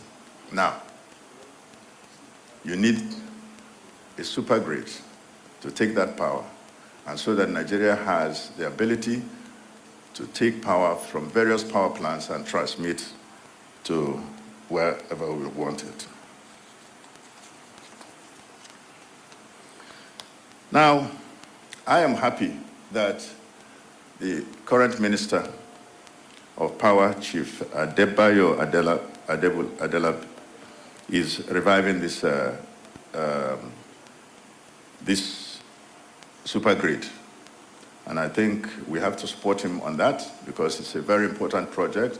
Our conception was that it would be done in sections by different companies so that it's not just one of these big elephant, white elephant projects that you give to one company and they just go and sit with it. The development of electric power sector has also been stalled for years because of the suspension of what we developed at that time called partial risk guarantee to support a power purchase agreement. A government that's buying power has to issue power purchase agreement to the producer of power, and that power purchase agreement must be guaranteed. You can issue sovereign guarantee, but in the case that we are talking about, we wanted to have partial risk guarantee supported by the World Bank and backstopped by Nigerian government. So we were able to do this, but only one project was completed on it. That is the Azora Edo project, 461 megawatt power plant, and then it was stopped 9 years ago. So the outcome is that for that period of time, Nigeria has not commissioned a government-sponsored power project. And you heard the president of Ghana, or president of Ghana, say that you need to be adding, he said over 12% of energy to your country year on year. Because if you're going to grow the economy, that's what you need. So, I mean, it is very clear. So if in 9 years we have not added, you can imagine. I can also tell you that because of that partial risk guarantee, at least 4 or 5 major projects had been fully developed, but stopped. So I encourage the government to reawaken those projects. They are very important. Very, very critical. So, I have talked here about major current developments in energy, industry, and international, as well as the local environments. It is self-evident that nations and commercial entities are guided principally by their interests, despite their strong pledges to fight the climate change with all their might and resources. Even environmentalists who fiercely insist that poor nations shut down their fossil fuel plants to save the earth. I call them tree huggers, but they would come with patriotic stand. They take patriotic stand when their country's interests are affected directly. For instance, Greenpeace Germany in August 2022 described Germany's decision to restore coal-fired plants as bitter but inevitable. So even in the unlikely event that rich nations win themselves off fossil fuel within the foreseeable future, the earth will continue to be polluted because most developing nations do not have the resources and technical know-how to transition yet to cleaner energy. Bangladesh, a nation of 170 million people, has been building new coal power plants, and the beneficiaries are not just local people and local businesses, but also big Western firms like Walmart of the United States and Zara of Spain. Developed countries and multilateral institutions need to assist developing countries with technology, human capital development, infrastructure, and finance to grapple with the basic challenges of development. After all, the climate crisis was unleashed by the rich nations. This is very, very important. The poor nations are merely the victims. Countries like Nigeria have the responsibility to remind developed nations that much as natural gas is a fossil fuel, it is actually a transition fuel. Mr. President, transition fuel, not just merely fossil fuel. That's why they bandy it. and tell you that it's part of fossil fuel, so you should go and stop with fossil fuel. No. In fact, I will tell you, in Nigeria, I would say that for the next 20 to 30 years, we will continue to rely on natural gas for power production, provided that we go and invest in production of natural gas. So while the Nigerian government should be encouraged to explore more foreign markets for its resources like natural gas, sight should not be lost on the fact that charity should begin at home. In fact, an emergency, as I said, has to be declared in the domestic gas market to save the electric power sector and address other issues. The supergrid should be given priority to boost the nation's transmission infrastructure. The federal government has to resume signing power purchase agreements with appropriate guarantee instruments. The whole idea of partial risk guarantee is that it doesn't go on the balance sheet of government in the way just ordinary sovereign guarantee would. So it's a fraction of what it would have been that's in the books of government, given the credit rating of the country. So, this will help us to experience proper economic prosperity and trajectory like other emerging nations such as the BRIC nations, Brazil, Russia, India, and China, or even the CIVETs. There is such. Colombia, Indonesia, Vietnam, Egypt, Turkey, and South Africa. We're not even in that one. I believe that we can achieve all of this if we apply the willpower as a nation and the right frame of mind to change the energy equation, just like the BRIC and the CIVET countries. It is up to us. Thank you very much.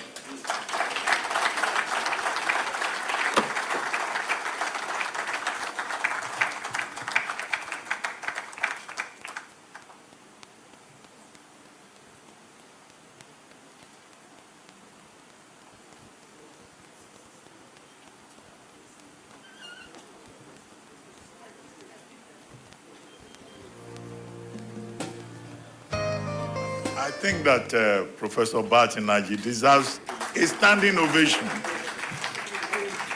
Thank you. A standing ovation for him. It's not every day that you have the opportunity to listen to that wide-ranging intellectual offering based also on experience. Well, willpower, frame of mind to address the energy question. And I'm sure that many of us will be happy that there's something called super grid. This national grid that is always giving us problems. Maybe when it becomes super, the economic prosperity that other emerging economies are enjoying, we will also have the opportunity here. Well, while our guest speaker, Professor Nnaji, was making his presentation, we had other distinguished guests joining us. The Oni Risha is here, the Oni Adimula, chairman of Ojaja Pan-Africa Limited.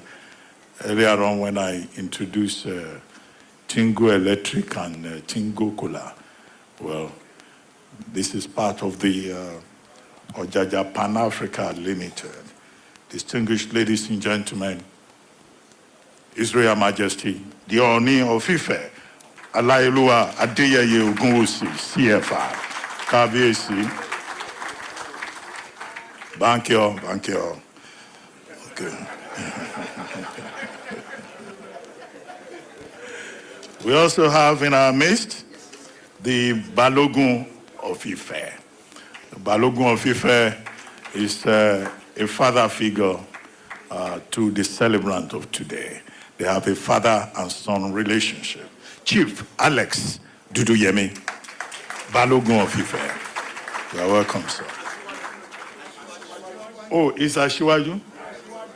Oh, okay. Okay. But there was a time Chief Duduyemi was Aru. Aru Ashiwaju. Okay, Aru Ashiwaju of Ife. Okay. Thank you. Thank you. Then we also have the CEO of Future One Africa Network, Mr. Idris Usman, in our midst. Mr. Idris Usman. Yes, I saw earlier on also Pastor Itua Igodalo. Pastor Itua Igodalo of Trinity House. Thank you for joining us. And then for special recognition, I'm told to introduce Promise Temitope Joshua. Promise Temitope Joshua, if you are in the hall, we welcome you. That's the daughter of Pastor T.B. Joshua. And then I also want to recognize specially Kikelomo Atondao, who is here. And then we also have with us veteran journalist Mike Awuyemfa. Mr. Mike Awuyemfa is here. Debola Williams is here. Debola Williams, I saw him around earlier. Mr. Sonny Rabo, another veteran broadcaster. You know, quite a number of veteran broadcasters here. Earlier on, I introduced Chief Bisi Olatilo. I introduced Mrs. Bimbo Oloyede. And then we also have in our midst Adewale Adebajo from the UK High Commission. Yeah, thank you for joining us. Well, there will be more introductions. I have quite a long list, but quickly. Chief Momodu has told me that, look, we should try and wrap this up latest 2 o'clock. And so this next segment we're going into, we will expect that people, you know, who are called to the podium will try to be mindful of time so that people don't get caught up in traffic on the island. So to address some of the issues about the energy question, the value chain, the way forward that Professor Nnaji has raised, and some of the issues that President John Mahama raised in his chairman's opening remarks. I would like first to invite Mr. Peter Obi, presidential candidate of the Labour Party in the 2023 general elections.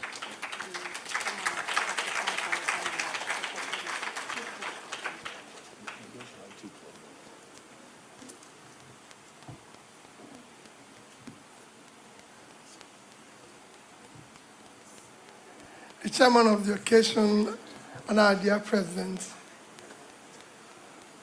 my own, Your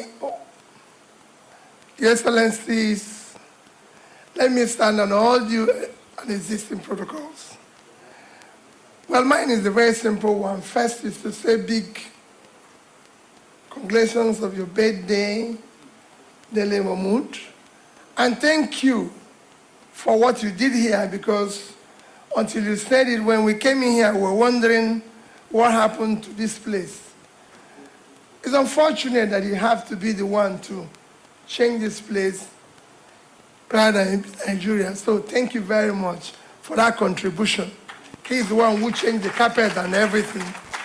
That's how Nigeria works, lack of maintenance. So it's important that it's noted. And thank you for showing that we need to maintain a place. Because, like you said, you shouldn't have been the one doing it. We must learn to maintain before we build a new one. We should stop building new one until we finish the existing ones. Number two, I thank the guest lecturer for what you did and what you said. Thank you.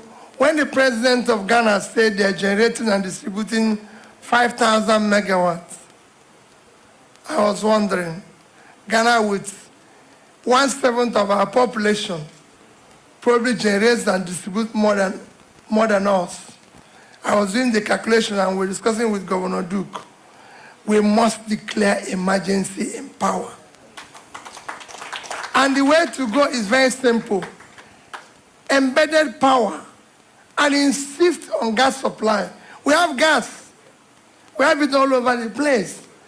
I do not think, yes, we need the dollars, but I think making Nigeria more productive and pulling our people out of poverty, especially in the north, will give us far more value and dollars than focusing on exports. I think it's time to declare emergency. Geometric has shown it in Aba that embedded power will help us in that emergency. We should encourage it all over Nigeria. Thank you.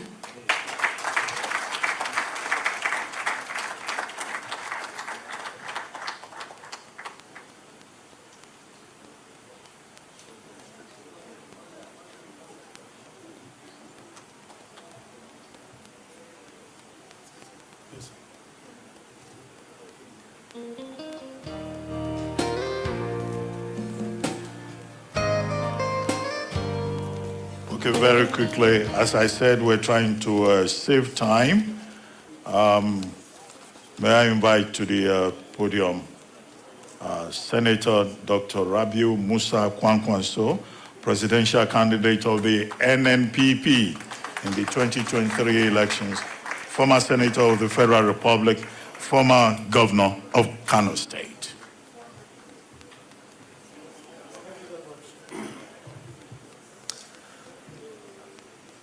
Our royal fathers here present, Your Excellencies, distinguished ladies and gentlemen.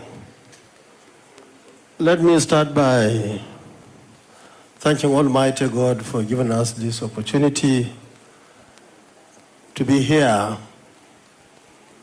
and also it's an opportunity to congratulate our brother, our friend, Dele Momodu, for attaining this age.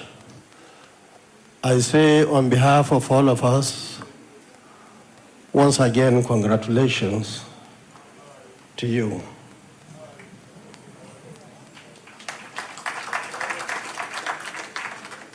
The chairman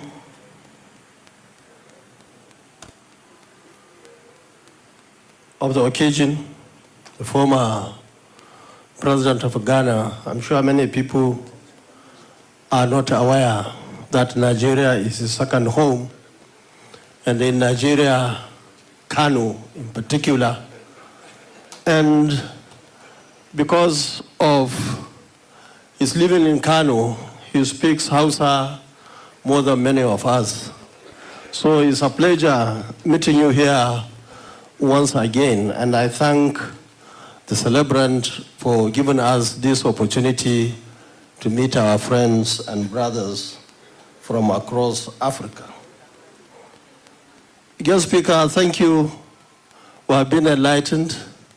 In fact, if there was time, I had wanted you to tell us more about your experience of the power generation and distribution in Aba. And it will be a good opportunity, especially for businessmen and women, not only in Nigeria, but across the world, to emulate the good work that you have done. We need many, many more of Professor Nnaji in this country.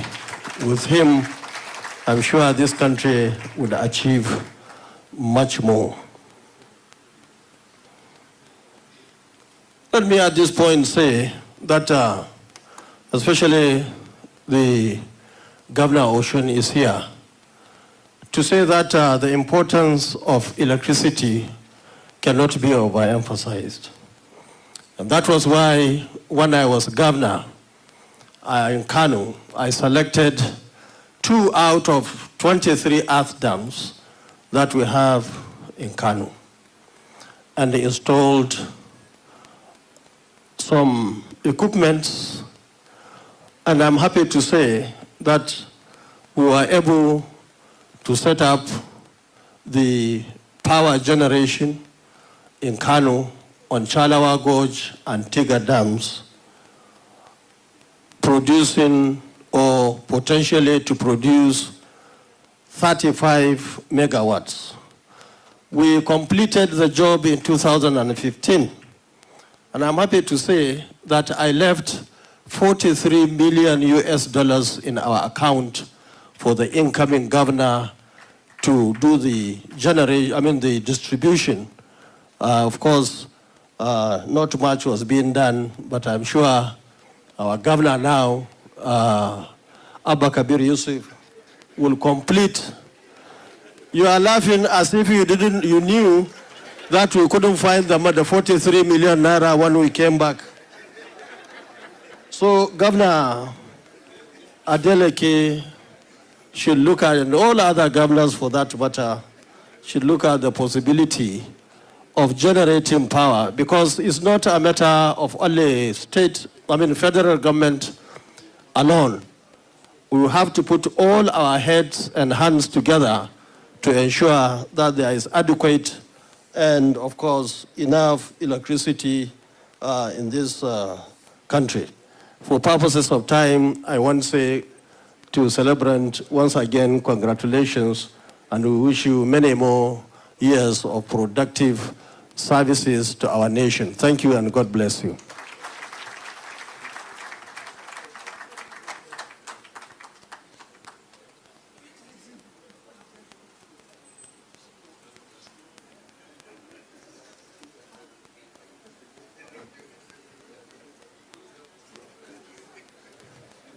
Senator Rabiu Kwankwanso there. Thank you very much indeed. We're still trying to manage time. Let me call Chief Kola Karim, Chairman of British American Tobacco, Costain, and others. Chief Kola Karim, please.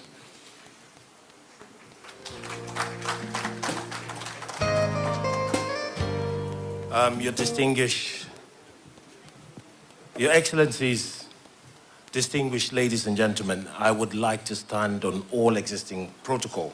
First and foremost, I would like to say congratulations to our brother, Chief Dele Momodu, for his birthday. The topic is a very important one when we think of Nigeria, think of Africa, and think of where this continent of Africa is going. If you think about politics, connect the nexus with energy, you talk about strength or lack of. Let me unpack this. Nigeria, 37 billion barrels of oil reserves, 206 TCF of gas reserves. Then when we connect that to what the possibilities are, it's endless. We had the chairman of the occasion talk about energy and Nigeria leading the pack. We had Professor Nnaji talk about the power of unveiling that strength in the character of what Nigeria could be. And let me connect this. If Nigeria puts the directed investment in building up our gas reserves and gas resources, Nigeria will be a standard power in the forefront of what President Mahama said as a leading light in Africa. Why? If you connect this, West African gas pipeline is already built. If we extend that, as they're proposing to do, to go all the way to Morocco, connecting to Spain, the Trans-Saharan gas pipeline connecting through the Sahara, again, through African nations into Europe. If we go to the east, connecting through Central African Republic, going down south, imagine unleashing 206 TCF. That is production of gas volumes for over 50 years. Imagine what that would do to 54 countries on this continent. Another strength we must think about, and this is what I'm going to leave all of us with. If we see Russia with the geopolitical situation in Europe, the Nord Stream 1 and Nord Stream 2 gas pipeline, Russia was selling 500 million of gas per day into Europe. Just think about that connectivity and the strength of what President Mahama said and what our discussant leader said, where Nigeria could be in the forefront of driving Africa's growth. Thank you very much.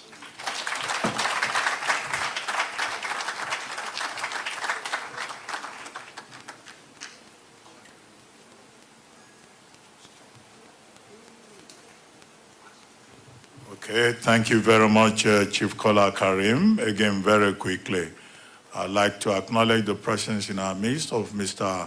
Olatunji Ayola, and also Kunle Bakare. Kunle Bakare is a publisher of Encomium. Now, next, to take the podium, I invite Mr. Donald Duke, former governor of Cross River State.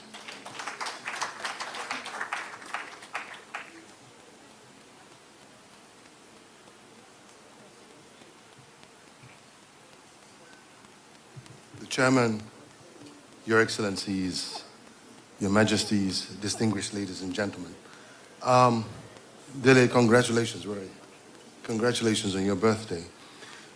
Let me share a story with us, and you can contextualize it as you may. In 1985, I was a young intern in a law firm in Washington, D.C. called Baker & Hostetler. My immediate boss, a lady, late Mrs. Betty Murphy, was Secretary of Labor under Richard Nixon and Gerald Ford. And one afternoon, she invited me to her office, and in a rebuking manner asked me a question: what is wrong with Nigeria? I was barely 23 years old, so I didn't understand what she talked about, but I just felt that everything was wrong with Nigeria at the time. She said she had just come back from the White House and had a meeting with the Chief of Staff to President Reagan, and they were very upset with Nigeria. They had proposed building a trans-African pipeline from Nigeria's Niger Delta through Niger into Algeria to Europe to forestall Soviet gas. It was the politics of gas, and we're talking about leadership here. I thought it was a brilliant idea. He talked about the Niger Delta. At that time, I didn't even understand what the Niger Delta was all about. But it was going to be paid for totally by the Western world. We were not going to, all they wanted from us was agreement, and they would do it. And from there, we could tee off gas to distribute to the rest of the country. But we gave a condition. And the condition was the United States will have to pull out of South Africa. She said it was a very stupid thing for us to do, and I agree. That you first get what you want. You know, like in the aircraft, you wear your mask before you look after others. And she said, no one gives the United States conditions. She reminded me that at the Bay of Pigs, where there were missiles, Soviet missiles facing the United States, there were also NATO missiles in Turkey facing the Soviet Union at the time. But the condition the Russians gave was, of course, you take out your missiles from Turkey and we'll take out our missiles from Cuba. The Americans agreed, but on condition that you do not tell the world that we obliged you that. It would have made more sense if we had agreed, and would have had a lot more leverage if we had agreed to allow the pipeline go through. Today it's a difficult situation because you're going to go through Niger. Niger is fully aligned with Russia today. I do not think they would even allow that to happen. But this is a nation that at one point were flaring 2.5 billion cubic feet of gas daily. That's an equivalent of 25 million liters of diesel. You think of it, for over 40 years we were flaring, burning 25 million liters of diesel. Talking about in the abundance of water. The fool is thirsty. Thank you.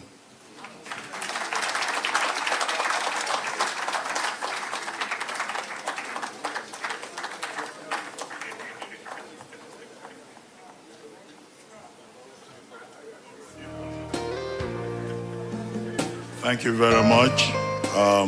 Where's that music coming from? Thank you very much, Mr. Donald Duke. You know, sometimes these DJs, if you don't call them to order, they... Okay, thank you, Mr. Donald Duke, former governor of Cross River State. Okay, now, before we go to Ife, I see Dr. Ephraim Faloi is in the hall. Thank you for coming, sir. And Consul General of the South African High Commission and his wife, both of them are also here. My colleague, Kaudi Akintemi, I see you. Thank you for coming to support Bob Dio. Well, let me now call on the Onirisha, Oni Adimula, His Royal Majesty Adeyeye Ogunwusi, Oni of Ife Ojaja II.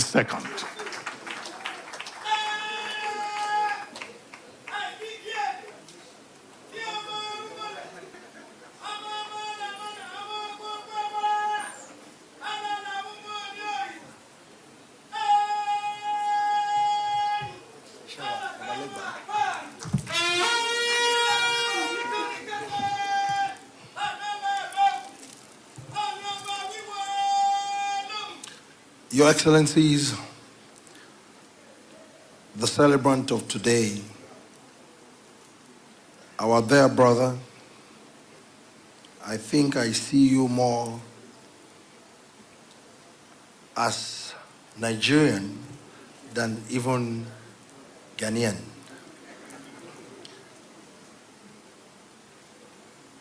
The elders that are here, the political leaders of their country, at least I've seen two here, the Kakwansia movement and our amiable tsunami from Labour Party.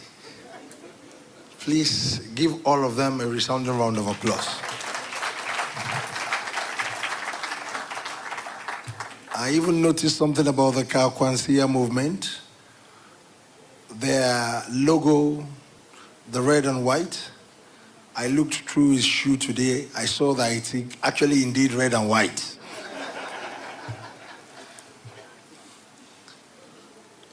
But I looked around. Maybe distinguished Senator Tokumbo Afikuyomi, part of APC, that's his hair. But I'm very happy that this hall is indeed all-party affair of their country. Our nation is way bigger than any one of us, way bigger than any political party or anything that has to do with party affiliation. The day we all sit down to talk about our interest commonly as a nation, other than our selfish interests as individuals, things will be better for their country. We're stronger as a nation individually than us doing things very collectively. And that has been the problem of their nation. People came, spoke very briefly, aptly, straight to the point. They are leaders, both in the private sector and public sector.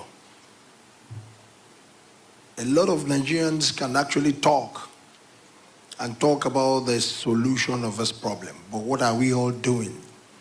It's very important for us to know. We've been talking about gas abundance for a very long time.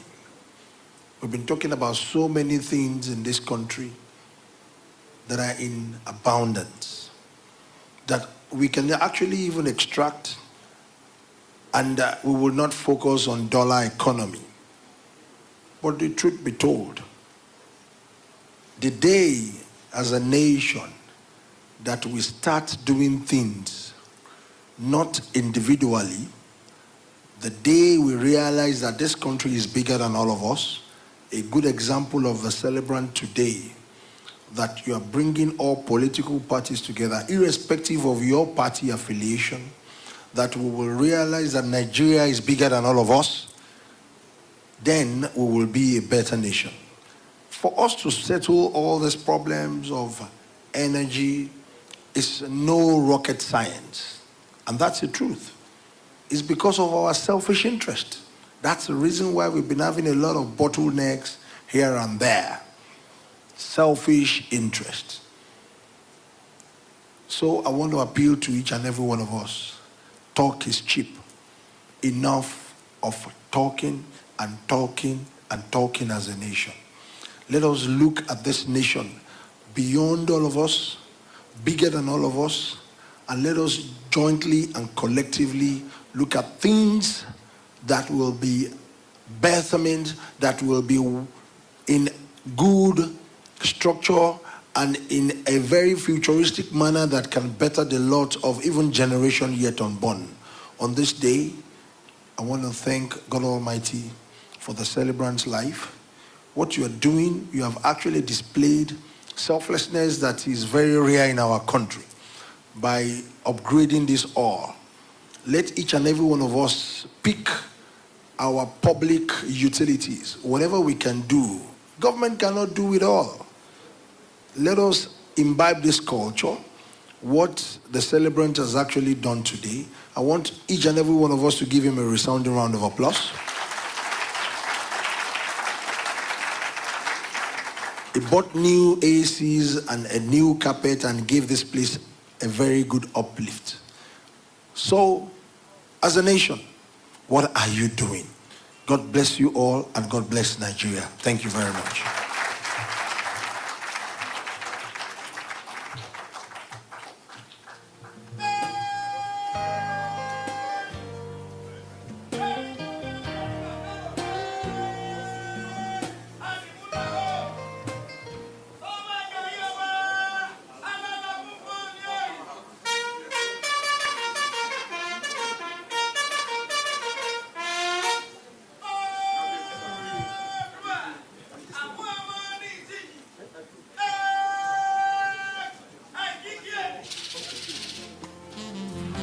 Thank you very much, Your Royal Majesty. Now, I think we're doing well with time, but at this point, first, I saw you Animal Shaun of HIP TV. You Animal Shaun, thank you for coming. Who else is here? Well, the organizing team, Folusho Adiago, Otumba Sheyi, Orolugbagbe, Mike Effiong, Azu Arinze, great work. You guys have done very well. You can give yourselves a round of applause, the organizing committee. Thank you very much indeed. Now, at this point, we'll go into a segment called Goodwill Messages. And I'm going to invite a veteran journalist. You know, one of the things we're discussing today is journalism, public affairs. And the first person I would like to call on is Mrs. Bimbo Oloyede. Mrs. Bimbo Oloyede. Is she still around? She was sitting somewhere there. Oh, yes. Oh, yes.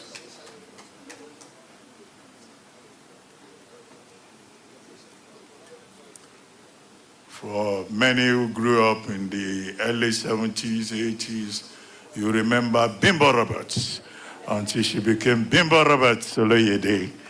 And she has remained very active. At a point, she was reading news occasionally on Channels TV to show example of professionalism to the younger generation. Of late, she has moved on to other causes, promoting awareness about cancer. Good to have you here, ma'am.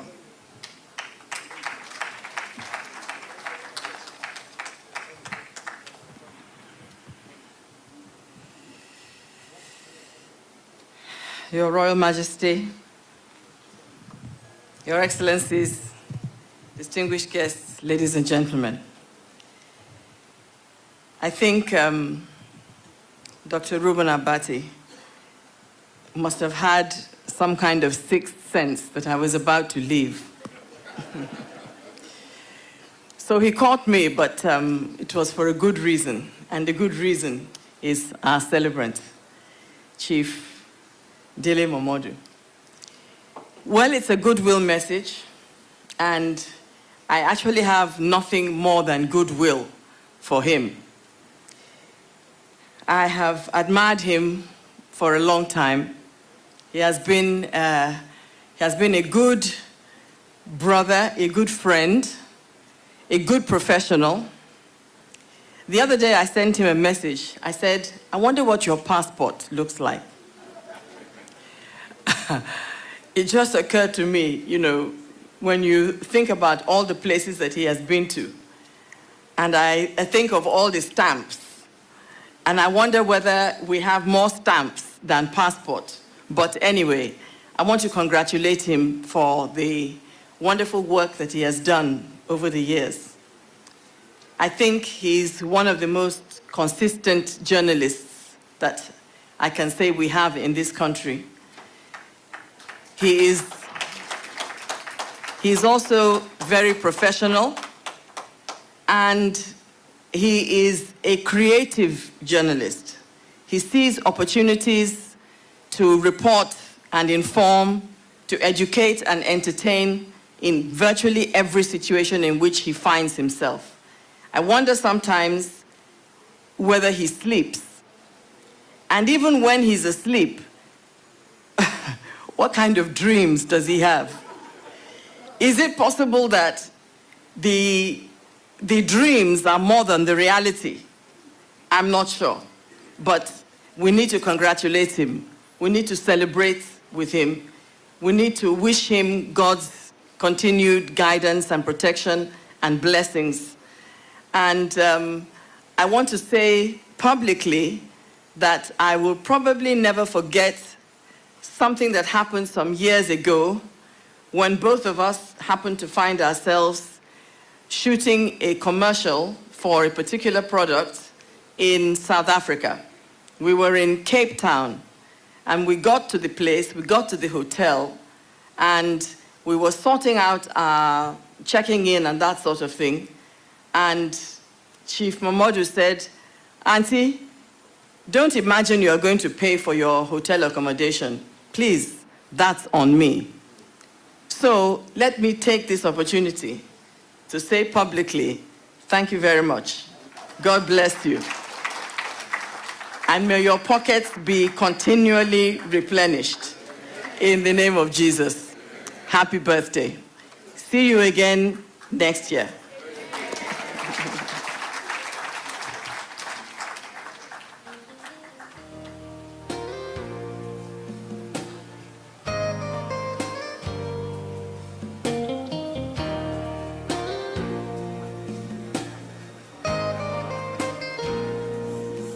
Okay, we're trying to keep faith with the 2 p.m. deadline. Okay, we're not doing badly. Thank you very much, Mrs.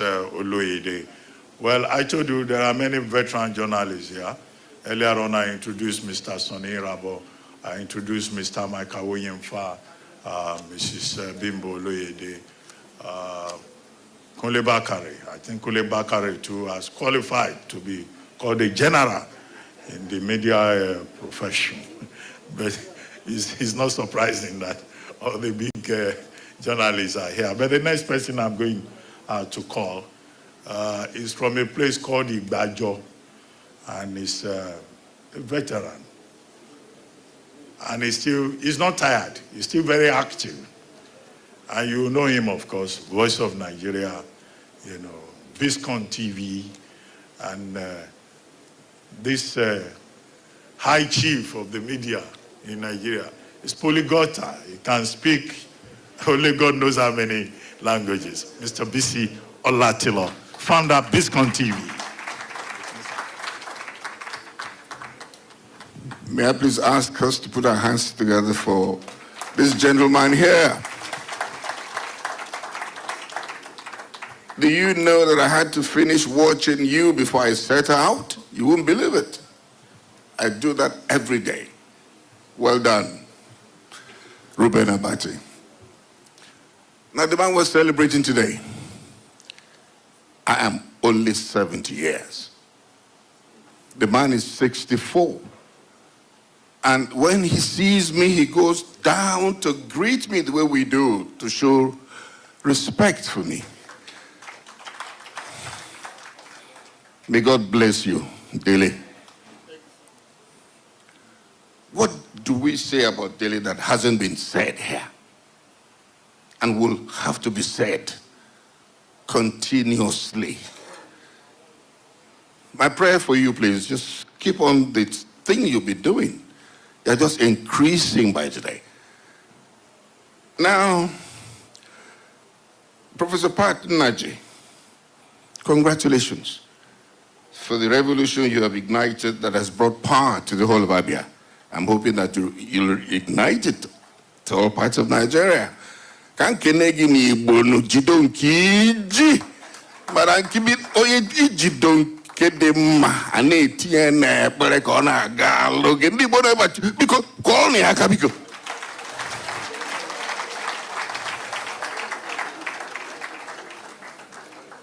Now, ladies and gentlemen, of course you know that I present a program called BOS, which is just 1 hour a week on people's platforms. But like you heard my younger brother say a while ago, I run a 24-hour platform in the last 7 years. And you guys, you know that power is hardly there in Nigeria. So if I had been operating in another environment that has power in good supply, I wouldn't have been a big man today. And I know I'm speaking the minds of so many of us here. So, Dele, it's a birthday present we're giving to all of us. I have been in school here, I've learned so much, and I will pray along with it so that what this man is doing in Aba can be translated to all parts of Nigeria. May God bless you, ladies and gentlemen. Thank you very much.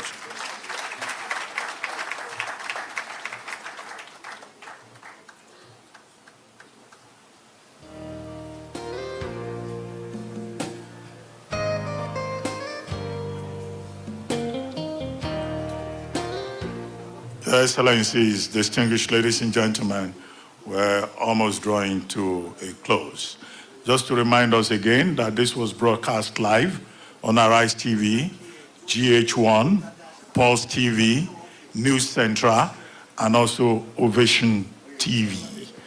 Now, to bring the occasion to a close, we have the chairman's closing remarks, and after that, Prof. Momodu will give the vote of thanks. Chairman's closing remarks. President Mahama, please.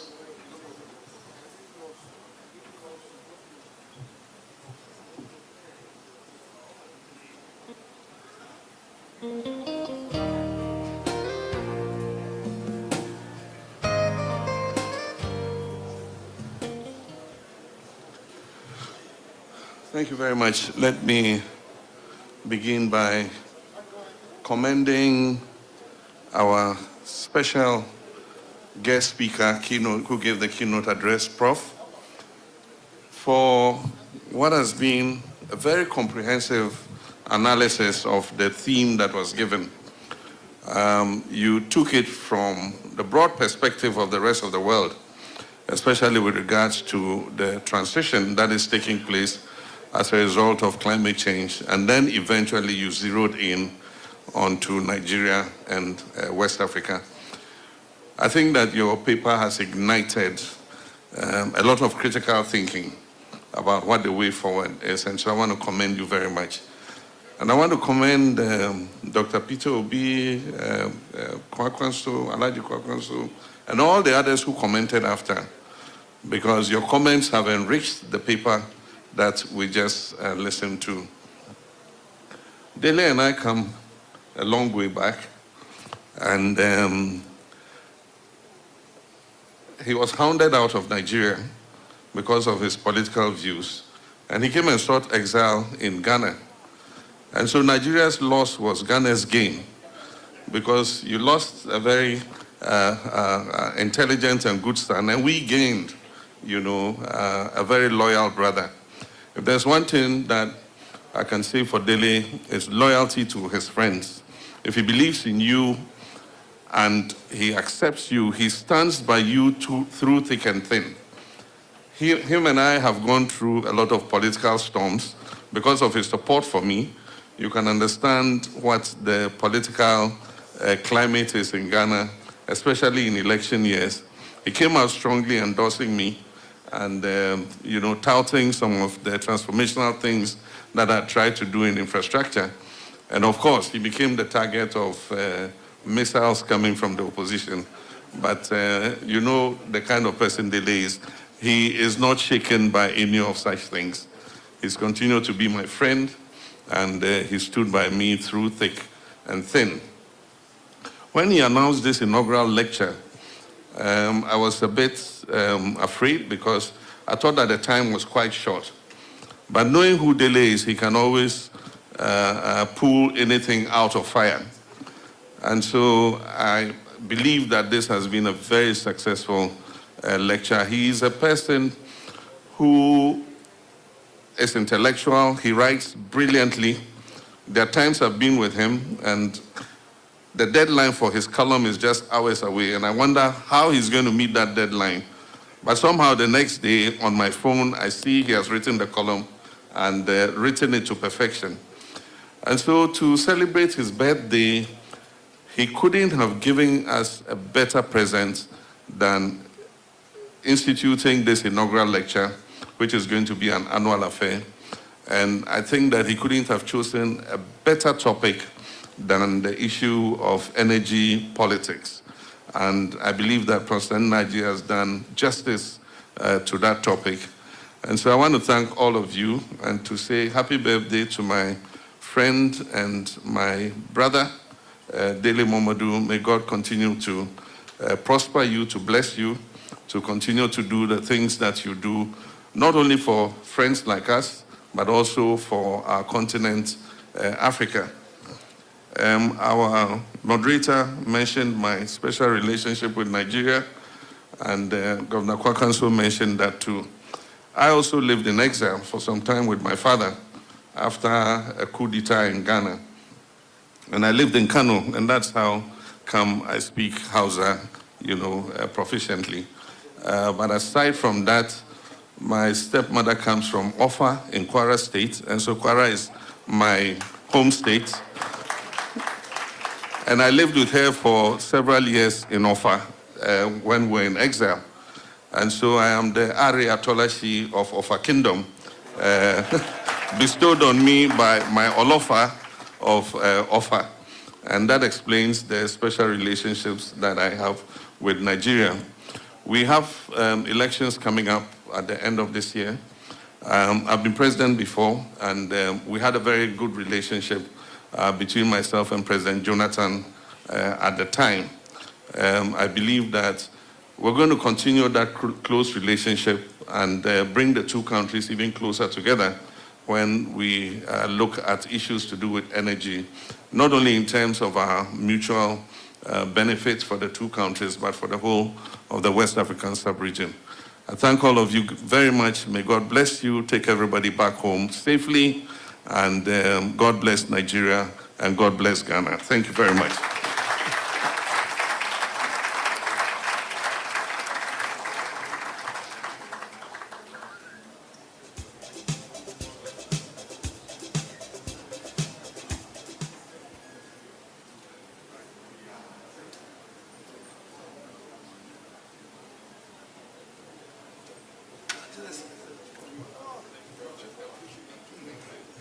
Thank you very much, Your Excellency, President John Mahama.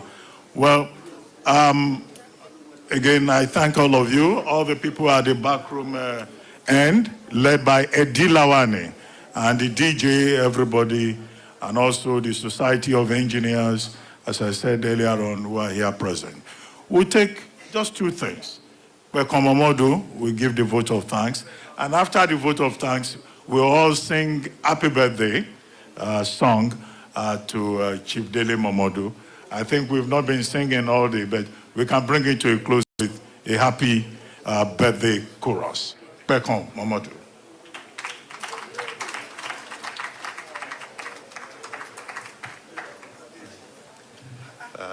Your Excellencies, distinguished guests, and you are indeed excellent and distinguished.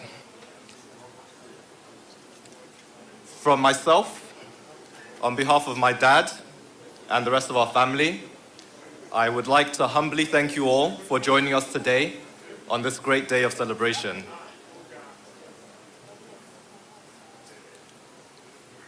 My dad is a man who continues to show a great love for Nigeria and for Africa.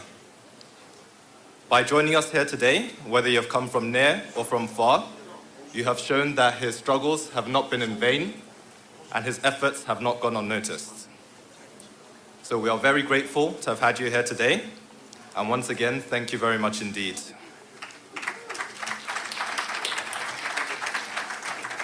I would also like to extend our thanks to the organizers, the staff behind the scenes, the ushers running up and down, making sure that everyone is comfortable, the media, who have continued tirelessly to capture this wonderful moment. And so thank you all. And just to wrap up, once again, Dad, happy birthday, and we hope to see many more. Thank you.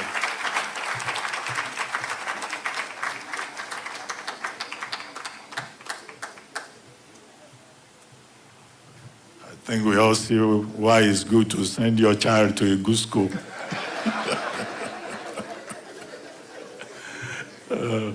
Anyway, at this point, we take the birthday song. Bob D will be seated. He will be seated. He is the birthday person. May we all rise and wish him a very happy birthday. Oh, okay.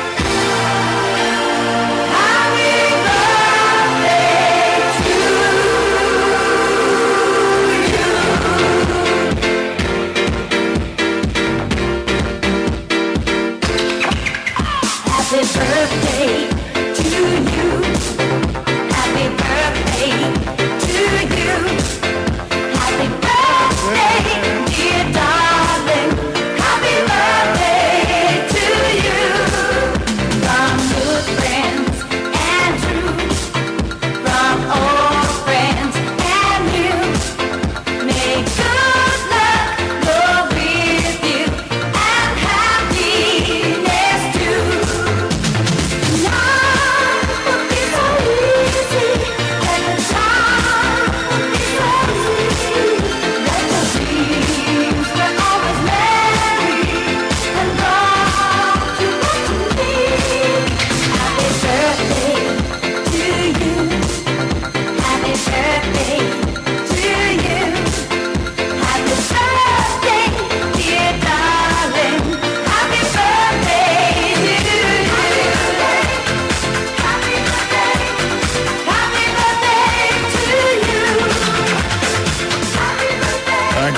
Thank you.